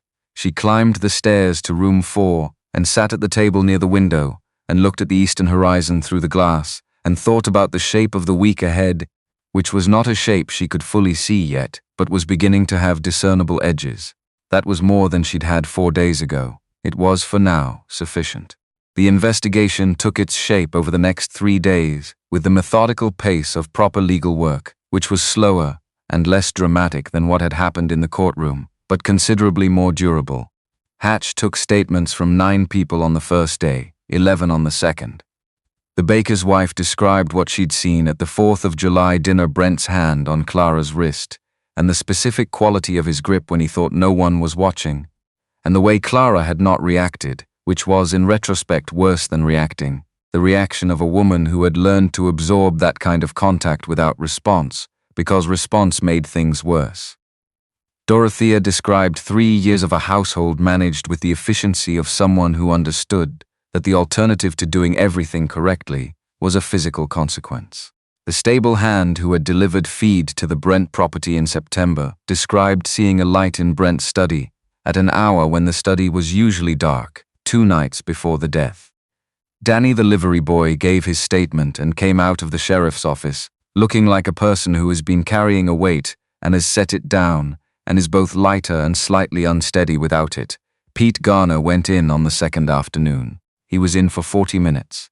He came out and sat on his bench and looked at his hands for a while before going inside the Prairie Star, which he ran and which gave him the particular luxury of a man who could disappear into his own establishment when he needed to. Sorrells met with Hatch on Tuesday afternoon. The nature of the meeting was not public, but its duration 3 hours, and the expression on Hatch's face when he emerged satisfied, in the manner of a man who has gotten approximately what he came for, suggested an arrangement had been reached, or was very close to being reached. Voss himself was confined to his house pending the investigation's resolution. The medical practice was effectively suspended. Clara saw him once, from across the street. On Wednesday morning he was on his front porch, sitting very upright in his chair in the specific posture of a man maintaining the form of his former self in the absence of the substance of it. He did not look in her direction. She did not stop walking. Judge Holt posted his resignation notice on Wednesday afternoon. A single handwritten page on the courthouse door citing health concern, offering no elaboration. Clara read it from across the street. She did not walk over to read it more closely. The essential information was legible at distance, and she didn't need more of it than that. Walt came to the hotel at 8 each morning as promised. They worked at the table near the window going through the household records, preparing Clara's account of the organizational system for Hatch's review. Discussing the land hearing that Diva had confirmed would take place on Thursday before a circuit judge named Whitmore, who had been brought in from the district to cover Holt's vacancy. These morning sessions had a quality that Clara found she was not going to examine too closely while they were happening, because examining them too closely while they were happening would make her less effective during them, and she needed to be effective during them, and she could think about what they were and what they meant when she had the time and the quiet and the cognitive capacity to think about things properly. What she allowed herself to notice was this. He arrived at 8, not 8:05, or 7:55. He read the household records with the focused attention of a man who understood that the system in them was more sophisticated than it appeared to anyone who hadn't been taught to read it. He asked questions that were always about the function of the thing rather than about her, about why she'd cross-referenced the medical accounts with the household supply ledger, about the dating system she'd developed for tracking Brent's correspondence, about the specific notation she used when an entry required follow-up. On Wednesday morning, he asked her where she'd learned the system. She told him. She told him about the medical almanac, about the Bible, about the way you built an organizational framework for information when you were 11 years old, and the information you were organizing was the content of a house you were managing for the first time at someone else's direction, and getting it wrong had physical consequences. She told him about the first employer, and the second, and the 5 houses in total before Brent's, each one teaching her something about how systems either held under pressure or revealed their weaknesses, and how the difference was almost always whether the person who built the system understood the pressure it would eventually face. Walt listened all the way through without interrupting, without the habitual male conversational response of introducing a related experience from his own history at the first available pause. He just listened, and when she finished, he said, "That's why the records are as good as they are. Not a compliment exactly. An explanation. A cause being matched to its effect." She found that she preferred it to a compliment. On Wednesday afternoon, Dorothea came to the hotel with Clara's belongings from the 9x12 room. The trunk had been retrieved from Brent's house by the estate manager, who had apparently decided the most straightforward interpretation of the estate's obligations was the correct one. 2 dresses, the nightgown, the Bible, the 1871 almanac, the tin box with $4.30 inside. Dorothea set the trunk at the end of Clara's bed and stood back and looked at it, and then looked at Clara with an expression that was not quite guilt and not quite grief, but was the combination of those 2 things that appears when a person understands they could have done something differently and is now standing in the physical evidence of what the different choice would have changed. "I should have said something earlier," Dorothea said. "You said it when it counted," Clara replied. "And then because the statement needed to be complete rather than merely kind. You could have said it earlier. That's also true. But you said it when it counted, and that's not nothing." Dorothea looked at her. Then she nodded once and said she'd be giving her notice to the estate management at the end of the week, and that she thought she'd try her luck in Abilene, and that she was sorry about the shoes the good pair Clara had been keeping for church had been mislaid somehow in the transition. "The shoes were always uncomfortable," Clara said. "It's fine." After Dorothea left, Clara opened the tin box and looked at the $4.30 for a moment. Then she closed it and put it on the shelf beside the almanac and went to the window and looked at the horizon and thought about 40 acres. She had been thinking about 40 acres for 3 days now, in the margins of everything else. Thinking about it the way you think about something you're not yet certain you're allowed to want, which was carefully, at an angle, without looking directly at it until you were ready for it to be real. On Wednesday evening, Walt brought dinner again. He did not ask permission, and she did not suggest he didn't need to. He set the plates on the table and they ate, and the meal had the quality of a thing that had stopped being new and had become something else, not routine, not yet, but recognized. Familiar in the early and tentative way that familiarity begins, he told her about Anna. He told her not with the formal quality of a man delivering significant personal information, but in the way that things come out when you've been in someone's company long enough, and the context is quiet enough, and the trust has been established through enough iterations of small, honest exchanges that the larger honest exchange becomes, at some point, simply the next natural thing. He told her that Anna had laughed at her own jokes before she'd finished telling them, that she'd had an opinion about the correct way to make biscuits that she'd been willing to defend at length and in detail, that she'd been reading a particular novel when she died. He didn't remember the title, which bothered him in a way he'd never resolved, the way you can't resolve the loss of a specific detail you feel you should have kept, and that the novel was still on the table beside the bed when he came home that day, bookmark in, halfway through. He said this the way he said most things, simply, without ornamentation, without asking anything from it except to be received accurately. Clara received it accurately. She told him about her mother.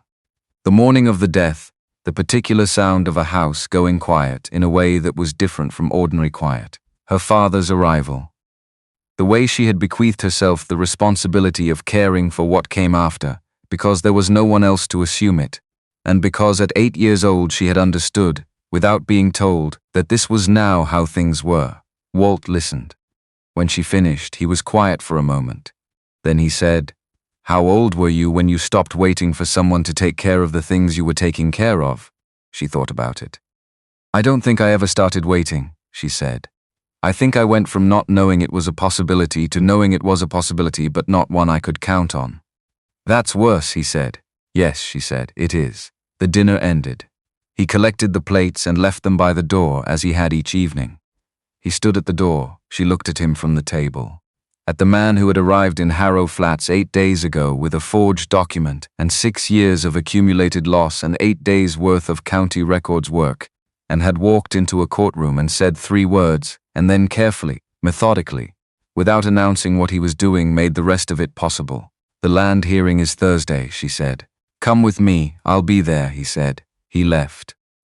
She sat for a while in the quiet room with the lamp burning and the almanac on the shelf and the tin box beside it, and thought about Anna's unfinished novel on a bedside table, and about the particular weight of things left in the middle of, and about what it meant to choose to begin something when you understood clearly what leaving things unfinished cost. She didn't have an answer yet, but she was no longer avoiding the question. On the 3rd day of the investigation, something happened in Harrow Flats that had not been announced and had not been organized by any person or institution with the authority to organize it. It happened the way things happen in communities when the formal structures have proven insufficient and the informal ones fill the gap without planning, without coordination, without anyone being able to name afterward who started it, because the answer to that question was everyone, and no one simultaneously. The church opened at 9 in the morning on a Wednesday, which was not a day the church usually opened.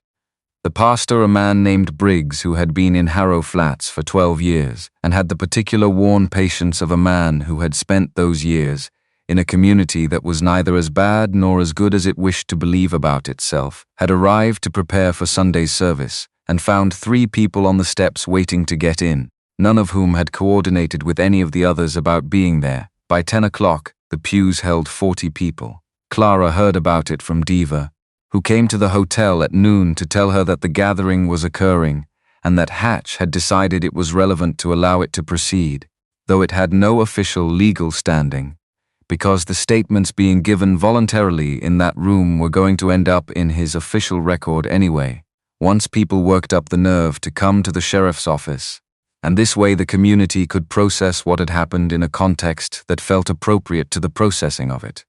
She walked to the church. She stood at the back, inside the door. She did not go up to the front. She was not there to be the center of it. She had been the center of things for 4 days, in a way she had not chosen and did not intend to repeat unless necessary. She was there because something was happening in her community, and she was part of that community whether the community had previously acknowledged this or not, and she intended to begin inhabiting that membership in the ways that were available to her.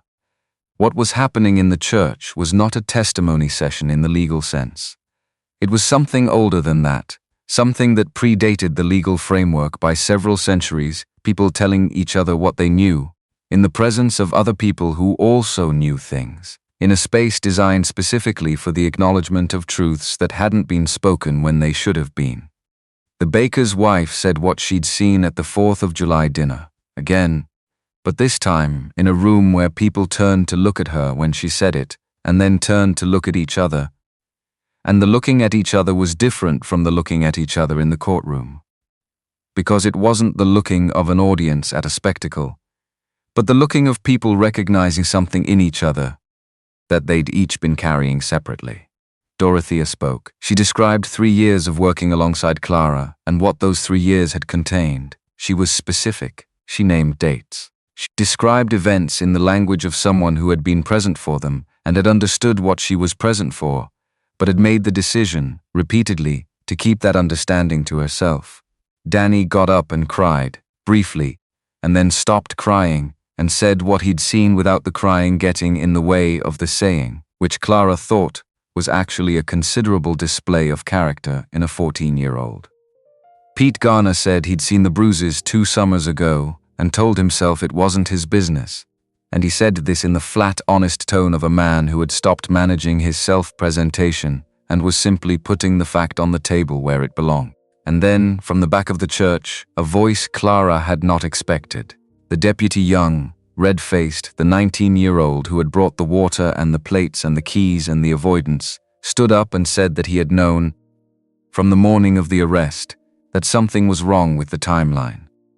That the bottle had been placed in a position in the trunk that didn't make sense if Clara had been using it. It had been under the folded flannel, under a layer of clothing, in a position that required moving things to access, a position that a woman regularly using the contents would not consistently return them to.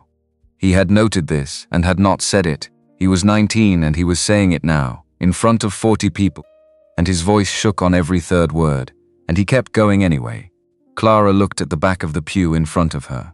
She was not going to cry in this church.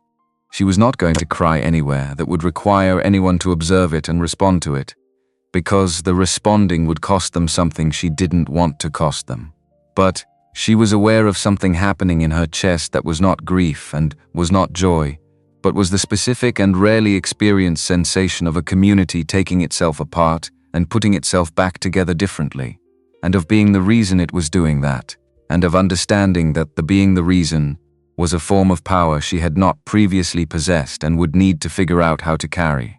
Walt was standing against the left wall. He had arrived without her, which meant he had come separately and had presumably been there before she arrived. He was watching the room with the quality of attention that meant he was recording rather than evaluating, gathering information, rather than rendering judgment on it. He caught her eye once. He didn't do anything with the eye contact. Just confirmed her presence in the room, the way you confirm a coordinate before proceeding. She looked back at the front of the church. The pastor eventually said something, near the end, about communities and accountability, and the specific form of courage required to speak a truth that had been comfortable to avoid. Clara did not disagree with any of it, but found the pastoral framing slightly less interesting than the unpastored truth that had preceded it, the simple fact of person after person choosing, without instruction, to say what they had been not saying. She left before the gathering formally concluded. She walked back down Main Street in the Wednesday noon light and thought about what she had just witnessed, which was a town in the process of becoming slightly less like the town it had been the previous week. That process was not complete and would not be complete for a long time, possibly ever. Harrow Flats was still Harrow Flats. It would still be a place where people made the easy choice more often than the hard one, where the powerful were deferred to by the less powerful in ways that didn't bear close examination, where the memory of 4 days in October 1884 would fade at different rates in different people until most of them had faded it entirely. But right now, today, 40 people had sat in a church and said what they knew, and the deputy had stood up with his voice shaking and said what he'd noticed and not reported, and Pete Garner had said it wasn't his business and he'd been wrong. She walked east on Main Street. She was thinking about the land. Walt came at 6, not with dinner this time. The hotel's kitchen was occupied with a private event, and the dining room was closed to regular guests. He brought bread and hard cheese from the general store and a pot of coffee from somewhere, and they sat at the table in room 4 and ate the plain meal in the October evening and talked about Thursday. She told him what she knew about the 40 acres, the location, the creek boundary, the soil condition as she understood it from 4 years of looking at it through a kitchen window.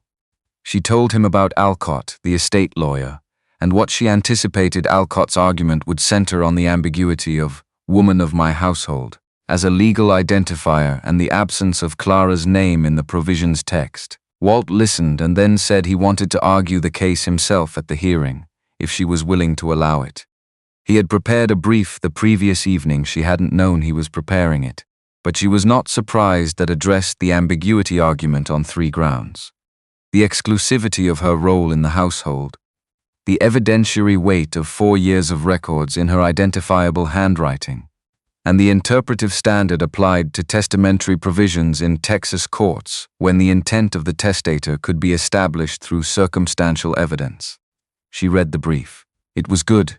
It was, in fact, considerably better than good. It had the specific quality of work done by someone who cared about its outcome, rather than someone performing the function of caring. "You wrote this last night," she said. "Yes, after we had dinner, after I went back to my room. I couldn't sleep." He said it without apology or explanation, as a simple fact about the previous evening. "The argument wasn't complete in my head yet, and I needed to finish it." She looked at the brief in her hands. At the handwriting smaller than she'd expected, extremely regular. The handwriting of a man who had developed his script for function and had been using the same formation for long enough that it had become entirely itself.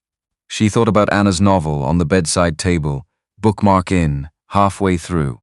She thought about beginnings and the specific courage they required, which was different from the courage of continuing something lower, in some ways, higher in others, requiring an acceptance of uncertainty that continuing something had already moved past. She set the brief on the table. Waltel, he looked at her. She had been working toward this sentence for 3 days, arriving at it from different directions, finding the right approach, and then finding a reason to approach from a different angle instead. She was done with that, the certificate, she said. "Your name beside mine on a document in a courthouse record. I want you to know that I am not holding you to it. Whatever you built around it, whatever it made possible, I am grateful for that in a way I don't have adequate language for. But I am not holding you to the document itself. That's not the kind of debt I intend to collect." Walt was quiet. "I'm saying it explicitly," she continued, "because I want it to be clear between us before the land hearing tomorrow, and before whatever comes after the land hearing, that my position is. You are free of the obligation the certificate might seem to create. Completely free." He looked at her for a long moment. "I know," he said. "Third time, different weight than the previous 2. I know you're not holding me to it." He leaned forward slightly, both arms on the table, the body language of someone reducing the physical and conversational distance simultaneously.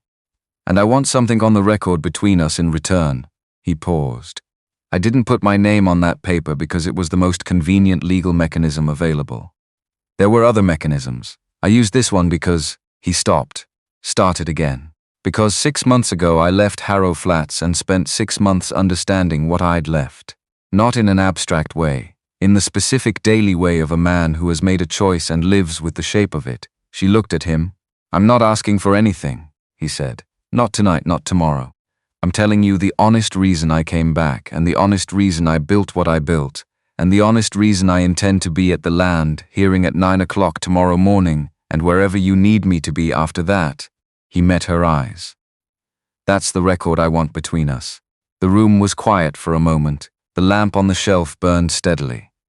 The October night settled around the building with its particular sounds, the Prairie Stars piano starting its evening repertoire, distant and simple, Pete Garner running through something unhurried, a horse on the street, the specific quiet that came after those sounds and contained them. Clara looked at the man across the table from her, at the 6 months of daily understanding in his face, and the 6 years of loss before that, and the 4 years before the loss when presumably everything was different, and the years before that which had made him into someone who bent down in hallways without being asked and made noise on stairs so you could hear him coming, and drove through 8 days of county records work before walking into a courtroom. "All right," she said. Not acceptance of anything specific, not a promise, just the acknowledgement that what he'd said was received and was real, and that she was going to hold it carefully in the same place she held all things that mattered behind her ribs, where things were kept not because they needed to be hidden but because they were hers and deserved the same care. She gave everything that was hers. He sat back, picked up his coffee cup. 9 o'clock, he said. 9 o'clock, she confirmed. He left at 8. She sat at the window for a while after, looking at the dark horizon and the stars appearing in the east where the sky was its clearest, and she thought about tomorrow and found that the thinking had a different quality than the thinking of the previous 4 days. Not lighter, exactly, just aimed differently, pointed at something rather than away from something. That was sufficient for tonight. That was, in fact, more than sufficient. Whitmore arrived on the Wednesday evening stage, and was at the courthouse by 8 the following morning, which told Clara something about the kind of judge he was before she'd exchanged a word with him. He was compact and grey-bearded and moved through the building with the efficient purposefulness of a man who had been traveling the circuit for long enough that he'd stopped treating each new courthouse as a new situation and had learned to read the essential shape of a matter within the first 10 minutes of entering the room where it lived. He had the case file. He had Diva's preliminary investigation summary. He had Alcott's written position on the estate provision and Walt's brief responding to it, both of which had been submitted the previous afternoon. He had read all of it. Clara could tell he'd read all of it from the way his eyes moved when she and Walt entered the courtroom. Not the eyes of a man encountering material for the first time, but the eyes of a man confirming that what he'd read matched what he was now looking at. The gallery held 20 people. Not the packed theater of the criminal trial, just the people who had decided this mattered enough to witness, and who had made that decision without anyone asking them to. The baker's wife, Dorothea. Danny, who had apparently decided that whatever happened in this building for the rest of the week was worth attending. Pete Garner, in the third row from the front, hat on his knee, the deputy off-duty in the back row by the door. Alcott sat at the respondent's table with 2 folders and the manner of a professional man who had assessed the situation and was prepared to do his job without enthusiasm, but with competence. He was 50-ish, careful, the kind of lawyer who never made arguments he couldn't support and never supported arguments he didn't believe he could win. Clara watched him review his notes and understood that he had read Walt's brief and had found it sufficient to give him pause, which was registered in the slight economy of his movements, a man conserving something. Walt sat beside Clara at the petitioner's table. He had the brief in front of him and a pen he hadn't uncapped. He did not appear to need the brief. She understood that he'd had the argument complete in his head since the previous evening, and the brief was documentation of what he already knew, rather than a script he needed to follow. Whitmore called the hearing to order with the clean efficiency of a man who did not require ceremony beyond what was functionally necessary. "This is a declaratory proceeding," Whitmore said, looking at the room with the slight emphasis of a man who wants everyone to understand the frame before the picture is placed in it, regarding the interpretation and application of a testamentary provision in the estate of Silas Brent, deceased, of Harrow Flats, Texas. The provision reads as follows. He looked at the document on his bench and read it precisely without inflection. "To the woman of my household whose service has been of value to this property, I leave the 40-acre parcel on the southwest boundary, described in the attached survey. The question before this court is whether the petitioner, Clara Reed, is the person so designated." He set the document down. "Mr. Alcott, you've submitted a position arguing ambiguity in the provision's language. Summarize for the record." Alcott stood. He was precise and brief. The provision named no individual, he argued, and the phrase, "woman of my household," could be interpreted to include any female member of the household staff at any point during Brent's tenure as owner. Without a specific name, the provision was legally ambiguous and should be treated as such, which in practice meant the parcel reverted to the general estate. He sat. Whitmore looked at Walt. "Mr. Harmon, your brief argues for a specific interpretation. Proceed." Walt stood. He did not consult the brief. "The provision is ambiguous in name only," he said. "In intent it is precise. 3 elements establish this. First, exclusivity of role. Clara Reed was the sole woman employed in a permanent household capacity in the Brent residence for the entirety of her 4-year tenure. This is documented in the household employment records, corroborated by the testimony of Dorothea Wells, the only other female employee who worked in a part-time capacity." He paused.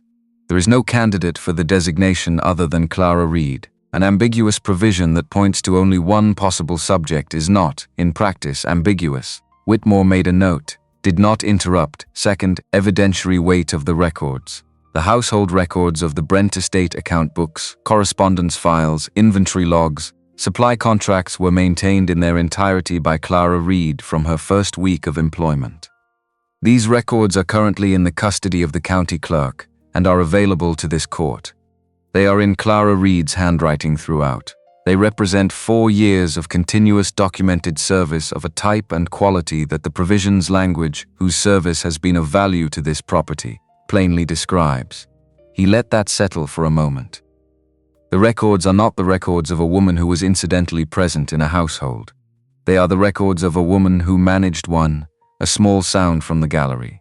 Not loud, just the sound of air moving slightly differently when people adjust their positions simultaneously. Third, interpretive standard. Texas courts, when applying the interpretive standard to testamentary provisions, where a specific individual cannot be named by name but can be identified by description and circumstance, have consistently held that the determining question is whether a reasonable person, reviewing the available evidence, would conclude that the testator's intent pointed to a specific individual. The answer here is unambiguous. Walt looked at Whitmore directly, a man who spent 4 years in a household managed by one woman, who included that woman in his will through a descriptive provision that fits her, and no one else intended that provision for her. The absence of her name reflects the testator's habit rather than his intent. The household records contain no instance of Brent using Clara Reed's name in any correspondence or document. He referred to her, consistently, as the woman or she, which is precisely the language of the provision. He sat. The room was quiet. Whitmore looked at his notes, looked at the document, looked at the brief in front of him, and then set it to one side in a way that communicated it had done its job, and he was now going to do his, Mr. Alcott. The brief argues ambiguity but does not identify an alternative candidate for the provision. Is the estate prepared to name another individual who could reasonably be designated as the intended beneficiary of this provision? Alcott looked at his folders. He was a careful man and a careful lawyer, and he had read Walt's brief, and he had known since reading it that this question was coming, and that his answer to it was determinative. No, he said. The estate is not prepared to name an alternative candidate. Then the ambiguity argument fails on its own terms, Whitmore said. A provision is ambiguous when its language could apply to multiple possible subjects. When it applies to only one possible subject, the question is not ambiguity but identification. He looked at Clara directly. Miss Reed, for the record, were you employed in the Brent household in a continuous capacity from 1880 until the time of Mayor Brent's death on October 3rd of this year? Yes, Clara said. Were you, to your knowledge, the only woman employed in a permanent household capacity during that period? Yes. Were the household records maintained during your tenure prepared by you? Yes, thank you. Whitmore picked up his pen. The court finds that the testamentary provision designating the 40-acre southwest parcel to the woman of my household, whose service has been of value to this property, identifies, with sufficient clarity under the applicable interpretive standard, Clara Reed as the intended beneficiary.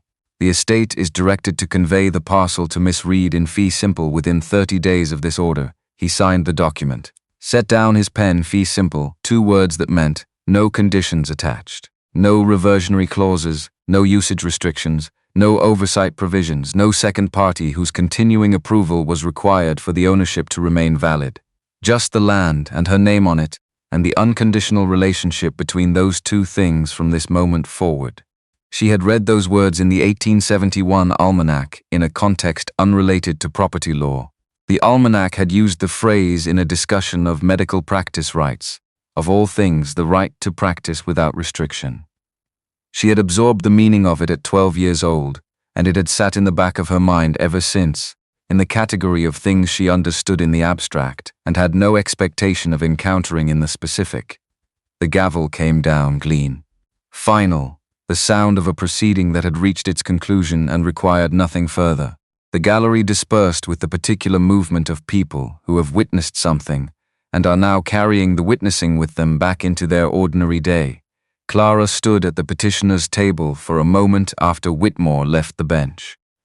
Not because she needed to remain, there was nothing procedurally requiring her presence, but because she needed the specific 30 seconds of being in the room without anything being required of her before she stepped out into the next thing. Walt stood beside her and also said nothing, which was the correct response. Alcott crossed the floor and stopped a reasonable distance away and said, with the professional directness of a man delivering information rather than apology, "The estate will comply with the order. I'll have the transfer documentation prepared by next week." He paused. "For what it's worth, the provision was always going to be yours."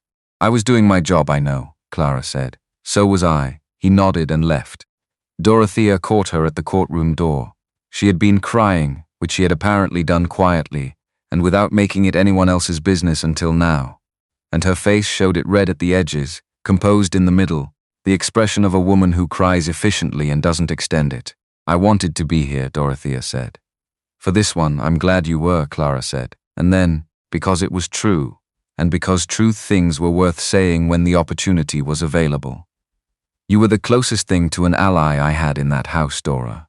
That counted for something even when neither of us could say so." Dorothea pressed her lips together, nodded, stepped back and let Clara pass. The courthouse steps were in the full October morning light, and Clara stopped on them and let the light reach her the way she had stopped on the steps after the criminal proceeding 2 days earlier, but with a different quality to the stopping.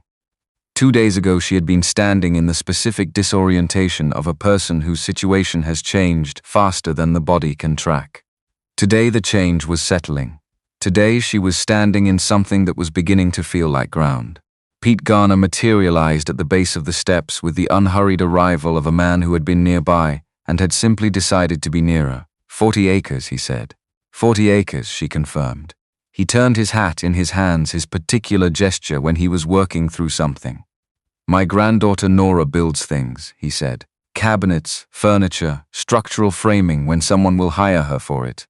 She's better at it than she gets credit for, which means she's considerably better than most of the men doing the same work in this county." He looked at the hat in his hands. "She charges less than she should because people won't pay her what they'd pay a man without first watching her work, so she lets them watch. After that they pay." He settled the hat back on his head. "If you're thinking about building something on that southwest parcel, you might want to talk to her before you talk to anyone else." Clara looked at him. At the face that had been watching things from the Prairie Star bench for however many years and had, by its own admission, been watching the wrong things or watching them correctly and then declining to act on what it saw. He was trying to be right about the next one. "Tell her to come to the parcel. On Saturday morning," Clara said. "Early. I want to walk the boundary before we talk about anything else." Pete nodded, put his hat on and touched the brim. Walt was at the bottom of the steps. He had come down while she was speaking with Pete and was standing on the boardwalk with the patient quality of a man who is not waiting for the conversation to end, but is simply in the vicinity of it, available when needed, not requiring anything from the moment. "Hatch wants to speak with you this afternoon," he said when she reached the bottom step. "About the Voss proceeding. He wants your account on record before Sorrells finalizes the arrangement." "What time?" 2 o'clock. Sheriff's office. She looked at the street.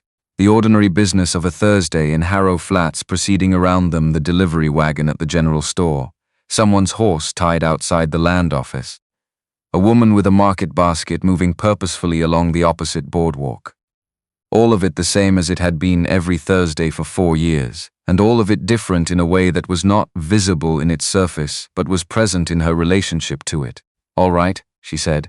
2 o'clock. They walked back toward the hotel. Not side by side exactly, but in the close proximity that had become, over the course of this week, simply the way they occupied space when they were in the same space, without announcement, without formal arrangement, just two people who had developed a working proximity and had stopped needing to account for it each time.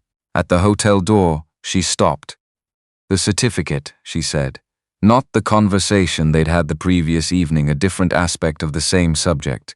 One she'd been holding back until the land hearing was complete, and she had the cognitive space to address it cleanly. After everything resolves, after Hatch's proceeding, after Voss's arrangement is finalized, after the deed transfer is complete, the certificate will still be in the court record. "Yes, I'm not going to ask you to do anything about it." She looked at him directly. "I'm also not going to pretend the question doesn't exist." He met her gaze. "The question, what we do with a document that says we're married when we're not, and with whatever is developing between us that might eventually be relevant to that question." She paused. "I'm not asking for an answer now. I'm acknowledging that the question exists, so we're both clear that I see it and am not avoiding it." Walt was quiet for a moment. Then, "I appreciate that, I thought you might." She reached for the door. 2 o'clock. "I'll meet you at the sheriff's office." She went inside.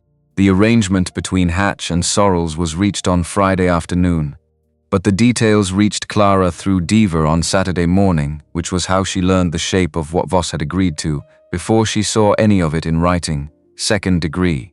Not the involuntary manslaughter Sorrells had floated in his opening position. Not the first-degree charge Hatch had initially filed. Something between those 2 points that reflected the negotiated reality of what could be proven beyond reasonable doubt, and what both sides were willing to put before a jury if the arrangement failed. Diva explained it on the hotel porch, standing rather than sitting, the way men stand when they're delivering information they're not certain will land well. Sorrells argued the cardiac evidence, Diva said, that Brent's heart was advanced enough that the dose Voss used wouldn't have been lethal in a healthier man. Hatch didn't fully accept that framing, but accepted enough of it to move off first degree. The full sworn statement is the price. Everything the evening of the second, the method, the bottle, the placement in your trunk. All of it on the record under oath. Clara looked at the October sky beyond the porch railing, clear again. The particular honesty of fall light that didn't soften anything. Second degree, she said. 10 to 20 years under Texas statute. Voss is 61. Diva paused. Sorrells knows the math. She thought about sufficient versus achievable, which Walt had named as distinct categories on Sunday evening, and which had turned out to be one of the more precise things anyone had said to her all week. Second degree was not what Voss deserved in the absolute sense. But the sworn statement, his own account in his own words, of every choice he had made from September 27th through the morning Clara was arrested, was permanent. It would be in Hatch's files and the county court records for as long as those records were maintained, available to anyone who needed to consult them, incapable of being revised or softened by anyone including Voss himself. That was not the same thing as insufficient. She held the part she couldn't yet fully accept in the place where she kept things that needed more time. And she told Diva she understood, and she thanked him for coming to tell her directly. The formal reading of the arrangement and Voss's sworn statement occurred the following Monday in the Harrow Flats courthouse, before Whitmore, who had remained in town through the week to manage the case's resolution. It was not a public proceeding in the theatrical sense, no gallery of townspeople with fans and needlework. But the room was not empty either. Clara sat in the back row. She had not been required to attend. Hatch had not asked her to be present, and Walt had not suggested it was necessary. She had decided on her own on Sunday evening that she intended to be in the room when Edmund Voss gave his account under oath, because she had been the person most affected by what I had done, and she had earned the right to hear him say it in an official capacity, in a room where it was being recorded, with his hand raised and his name on the document. Voss entered with Sorrells at his shoulder. Sorrells was a tall man, well-dressed without ostentation, with the professional composure of someone who had spent 18 years managing situations worse than this one. He had the look of a man who had counseled his client thoroughly and was now managing the execution of the strategy they'd agreed on, which required a particular kind of steadiness, not the steadiness of a man who believed in his client's innocence, but the steadiness of a man who believed in the process. Voss sat at the respondent's table and did not look at the gallery. He had aged visibly since the trial, not dramatically, not the collapse of a man destroyed, but the specific aging of someone who has been carrying a weight for 22 years, and had set it down and discovered that the weight had been doing some of the structural work. Hatch read the charges into the record. Second-degree murder under Texas Penal Code, with the specific circumstances enumerated clearly and without euphemism. He did not use the language of accident. He did not use the language of mercy. He used the language of a man who had chosen to administer a lethal substance to another person for reasons of financial self-interest, and who had then taken deliberate steps to conceal that act and redirect its consequences onto an innocent woman in his vicinity. Voss's lawyer had negotiated the framing. Clara had expected softer language. The language was not soft. Sorrells had apparently decided that the permanent record would serve his client better if it reflected the full scope of what had occurred, because a document that minimized Voss's actions would invite future challenge, while a document that named them clearly and paired them with Voss's cooperation foreclosed that challenge. It was, she understood, the calculation of a very good lawyer doing his job correctly in the direction of a bad outcome for his client. Whitmore accepted the plea arrangement and asked Voss if he understood the terms. Voss said yes. Whitmore asked if the statement he was about to give was accurate and complete to the best of his knowledge. Voss said yes. And then he spoke. He spoke for 11 minutes, Clara counted. He described arriving at the Brent residence on the evening of October 2nd at approximately 9 o'clock through the rear gate, which he had a key to from his years of medical access. He described the conversation with Brent, the last attempt at renegotiation, which had failed within the first 5 minutes when Brent had told him the will amendment was filed and irreversible, and that Voss would need to make other arrangements for the debt. He described what he had brought with him. He described the method, clinical and precise, the language of a physician who had spent 40 years with this knowledge and had used it once in the direction it was never meant to go. He described leaving, taking the correspondence from Brent's desk that he knew existed. Brent had mentioned writing it as a precaution, the kind of thing powerful men did when they wanted leverage documented, and burning it in the back sitting room grate before he left through the rear gate. He described returning on the morning of October 4th to certify the death. The bottle had been in Brent's cabinet. He had moved it that morning, before anyone else arrived, to the trunk in Clara Reed's room. He described the specific placement under the flannel nightgown, in the corner of the trunk that he had believed would be definitive. He described all of this in a monotone that was not the monotone of a man without feeling, but the monotone of a man who has decided that the only remaining professional dignity available to him was precision, and was extracting what he could from that. When he finished, the room was quiet for a moment. Clara looked at her hands, folded in her lap, not drawn in, just resting. The position of a person who is not defending against anything. She had waited 4 years for this, though she hadn't known for 3 of those years what she was waiting for. She had waited through mornings that cost her something and evenings that cost her more, and 4 days in a cell and a trial that was supposed to end with her death and had ended instead. With this a man she'd watched with careful invisible attention for 4 years, speaking his own account into the official record in a room where people were writing it down. It was not triumph. She did not feel what she'd imagined triumph might feel like in the moments she'd allowed herself to imagine it. She felt the specific, quiet, durable thing that came after something long carrying had been properly placed. The kind of relief that didn't make noise. That settled rather than released. That was less like a door opening and more like a door being closed on a room you were finally done with. Whitmore entered the sentence into the record. Sorrells shook hands with Hatch with the professional courtesy of opposing counsel who had reached a workable conclusion. Voss was led from the room by the deputy, the same deputy who had brought Clara water through the bars, whose sister worked laundry in Lubbock, who had been 19 years old and was now something slightly older. Voss passed the back row on his way to the door. He did not look at Clara. She did not require him to. She sat in the empty room for a few minutes after everyone had filed out. Whitmore had gone, and Hatch, and the court clerk who had been recording everything.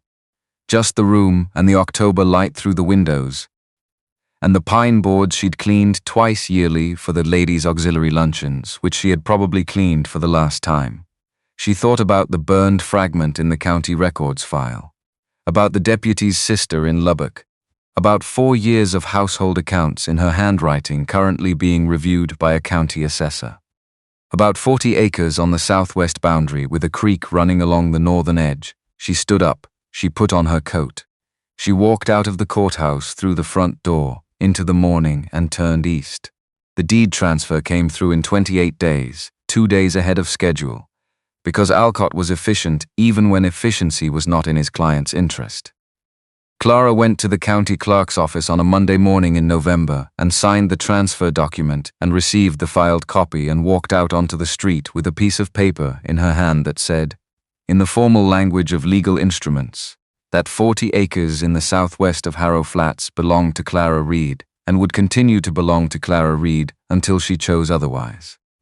She stood on the boardwalk outside the clerk's office and looked at the paper in her hands for exactly as long as she needed to look at it, which was about 30 seconds, and then she folded it carefully and placed it in the inside pocket of her coat where it would not be bent or damaged on the way to the hotel, where she intended to put it in the tin box until she had a proper place to keep things, the tin box.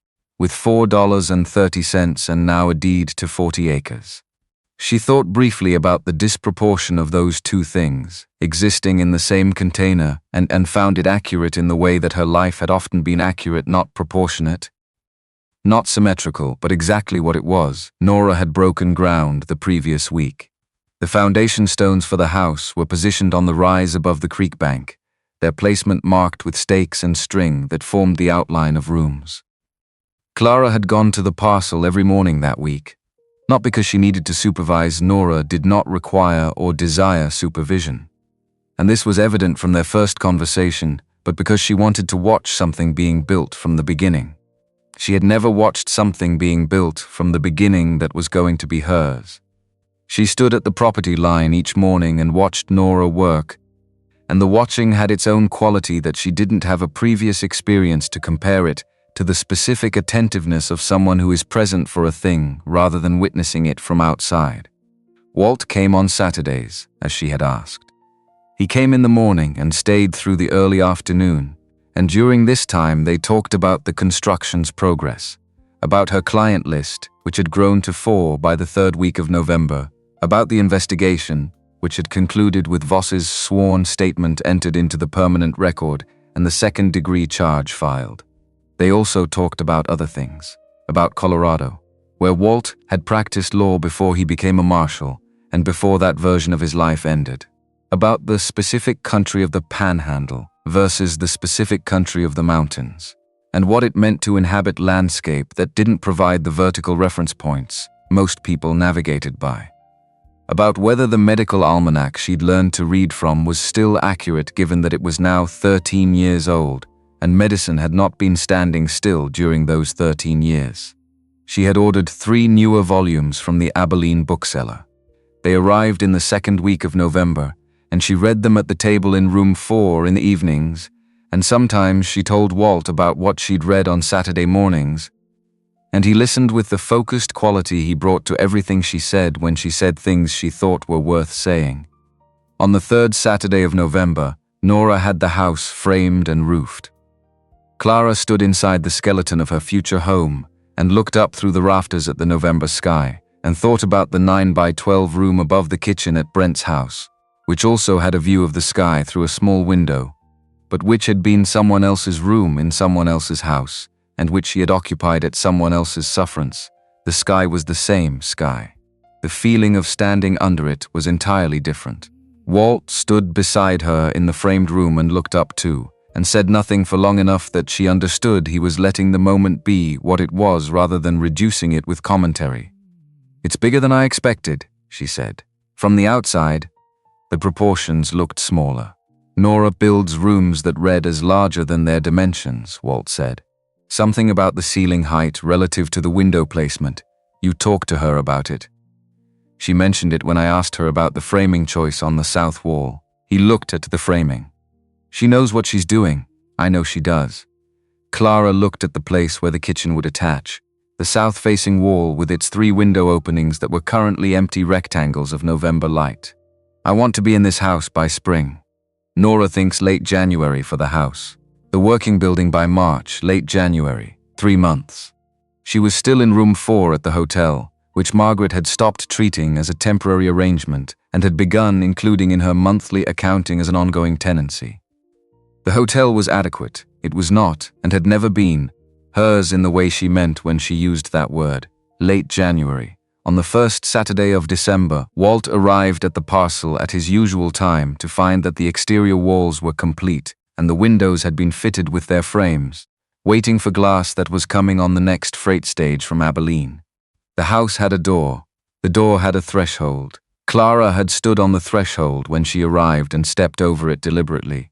Not because anyone was watching, but because the gesture felt necessary. Walt stepped over it when he arrived, without comment, which was the correct response. They sat on the floor of the front room. The floorboards were in, but not yet sealed, and drank coffee from a pot. Nora's apprentice had kept going on the small outside fire, and Clara told him about her 4th client, who was the Harrow Flats hotel itself. Margaret had come to her the previous week with the supply contract she'd been managing in the same informal way for 11 years. which meant they were costing her considerably more than they should have been, because no one had renegotiated the terms when prices changed.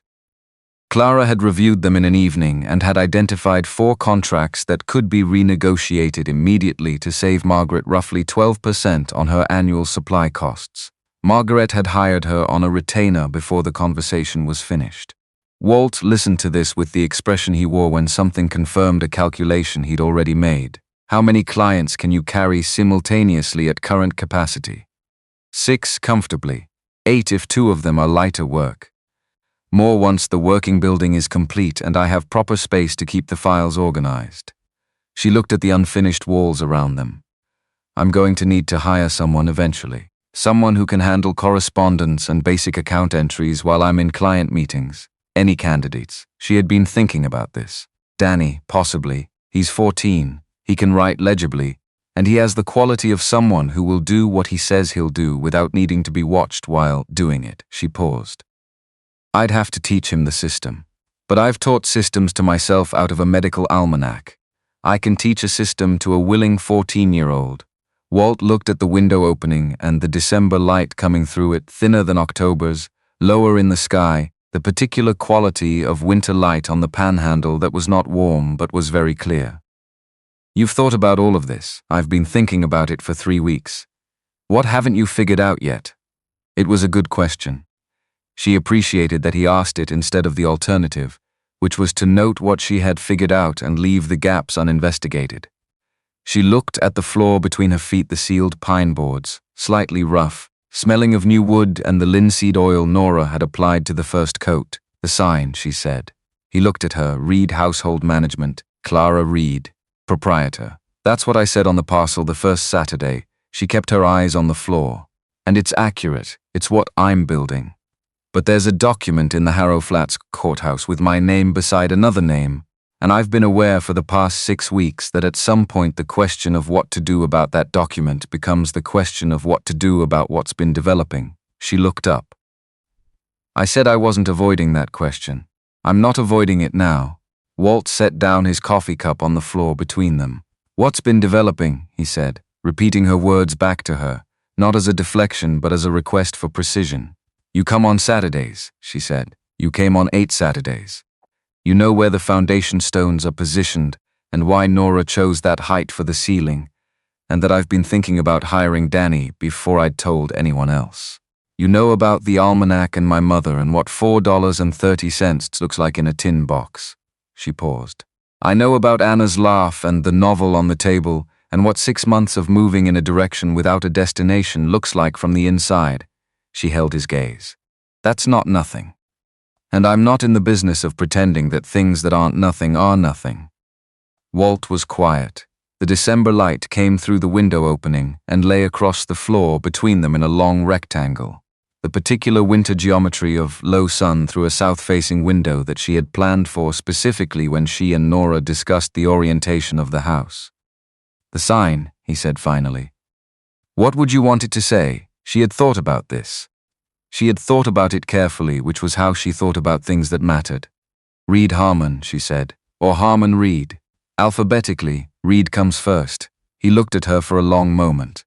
Long enough that she was aware of the quality of his looking, the full weight of his attention brought to bear on this specific question, which was not a small question dressed in the language of a sign. Reed Harmon, he said. Alphabetical. That's your reason. That's the stated reason. Something in the quality of his voice, not humor exactly, but the shadow of it, the thing that passed through him occasionally in the place where other men kept their lightness. The actual reason is that it's your name first, because this is your 40 acres and your house and your working building and your client list and your system, and I'm not going to put my name in front of any of that. She looked at him. I'm asking something specific, she said. I want to be clear that I understand I'm asking it, and I'm asking it deliberately. I know, 3rd time. Same 2 words. But she had told herself she wouldn't track the count of those words any further, so she let it settle without filing it. I've been waiting for you to ask it on your own terms, in your own time, in a house that's yours. He looked around at the framed walls and the window light and the sealed floors. This is close enough. It will be more mine in January. Then ask me again in January. She looked at him. At the patience in it, the specific patience of a man who has been moving in a direction for 6 weeks and knows what direction he's moving, and is not in a hurry because the destination is real and real things don't require rushing. January, she said. He picked up his coffee cup. She picked up hers. They sat on the floor of her unfinished house in the December light and drank the coffee that had gone mostly cold while they were talking, and it was cold but it was there, and that was enough. The house was finished on the 18th of January. Nora came for Clara at the hotel in the morning and said the floors were sealed, and the stove was drawing correctly, and the window glass had been set, and the front door hung true, and the house was ready.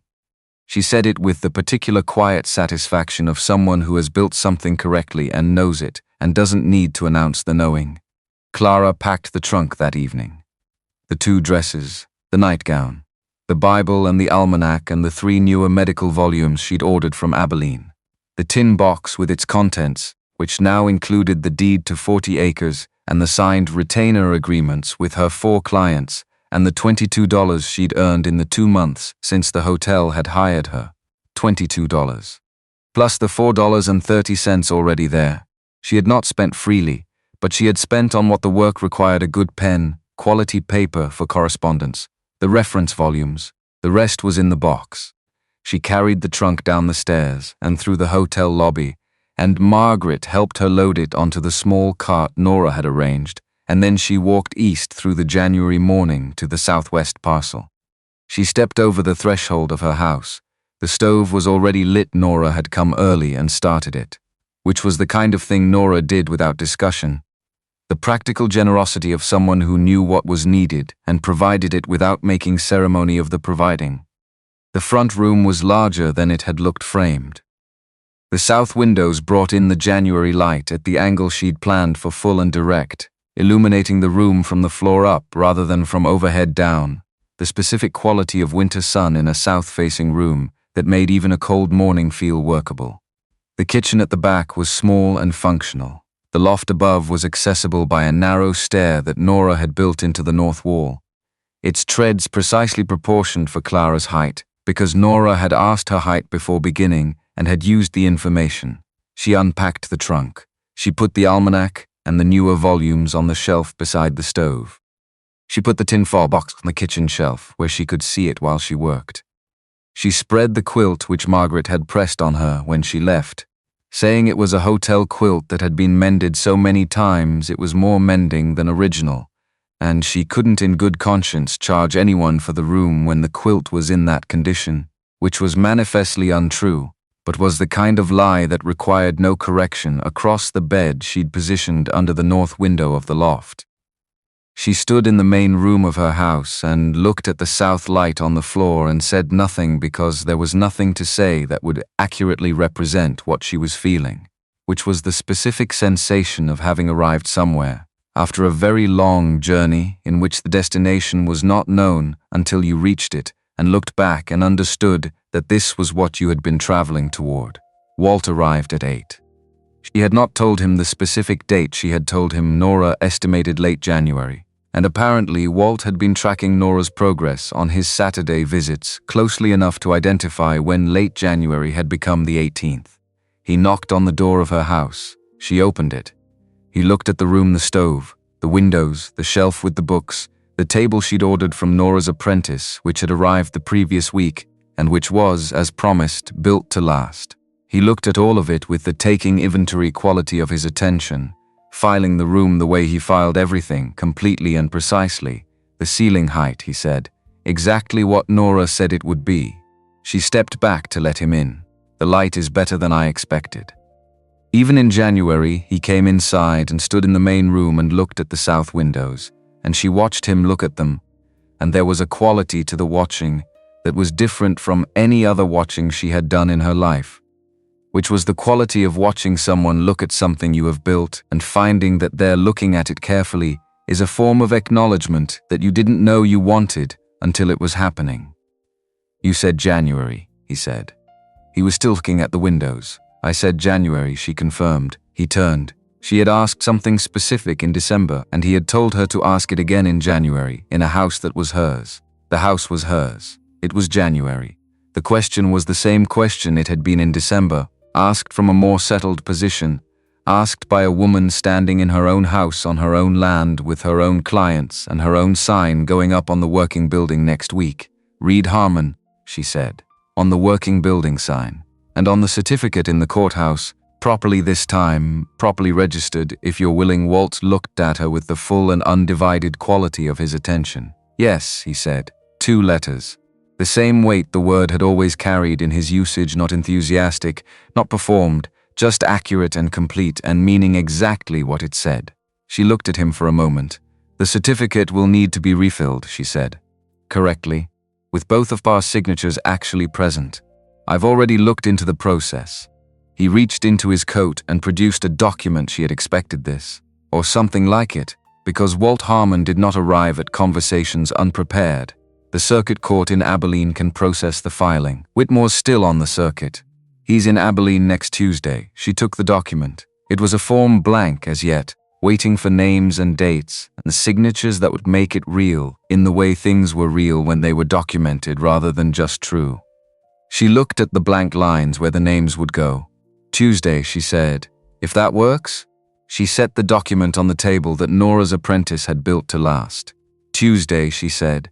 She went to the stove and added wood to it because the morning was cold and the house was new and the stove needed tending. She put the kettle on. She got 2 cups from the shelf and set them on the table beside the form with its blank lines, and she sat down at the table and Walt sat across from her, and they waited for the kettle without needing to fill the waiting with anything. The south light moved across the floor as the morning proceeded. The stove ticked and settled. The creak was audible if she listened for it, quiet in January, a low continuous sound at the edge of hearing. The sound of water moving because that was what it did, because that was what it was, because continuing was its nature, and had been its nature long before Clara Reed's name appeared on the deed to the land it ran along. She thought about the burnt fragment in her shoe, which was now in an envelope in the courthouse records. About the medical almanac that had taught her to read, which was on the shelf 6 feet away. About $4.30 and then $22, and then a deed and then clients and then a house, and then this, a table with 2 cups and a form with blank lines and a Tuesday.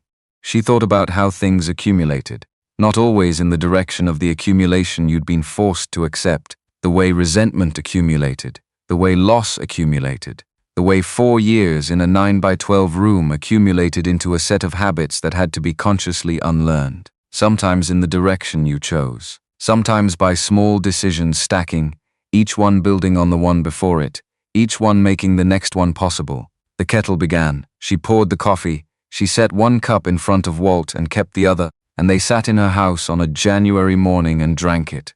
And the light moved, and the creek ran, and outside the south windows the Texas panhandle extended in every direction farther than either of them could see, which was not a limitation, but simply the nature of flat land. It continued past the edge of what you could measure, past what you could plan for, past the boundary of the 40 acres with her name on the deed, out into the territory of what came next, which was not nothing, which was, in fact, everything. 6 months after that Tuesday, on a morning in late July when the creek was low but still running, and the working building had been open for 4 months and had 6 regular clients and a 7th in discussion, Clara sat at her desk in the front room of the house going through the morning correspondence.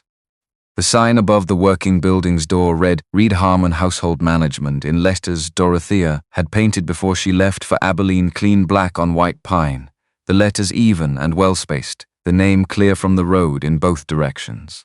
Walt was in the working building. He had been practicing law for 3 months, operating out of the back office they'd partitioned for him in March, when the 6th client had made it clear that what she needed was not just account management, but legal advice on the estate question. Her account management had surfaced.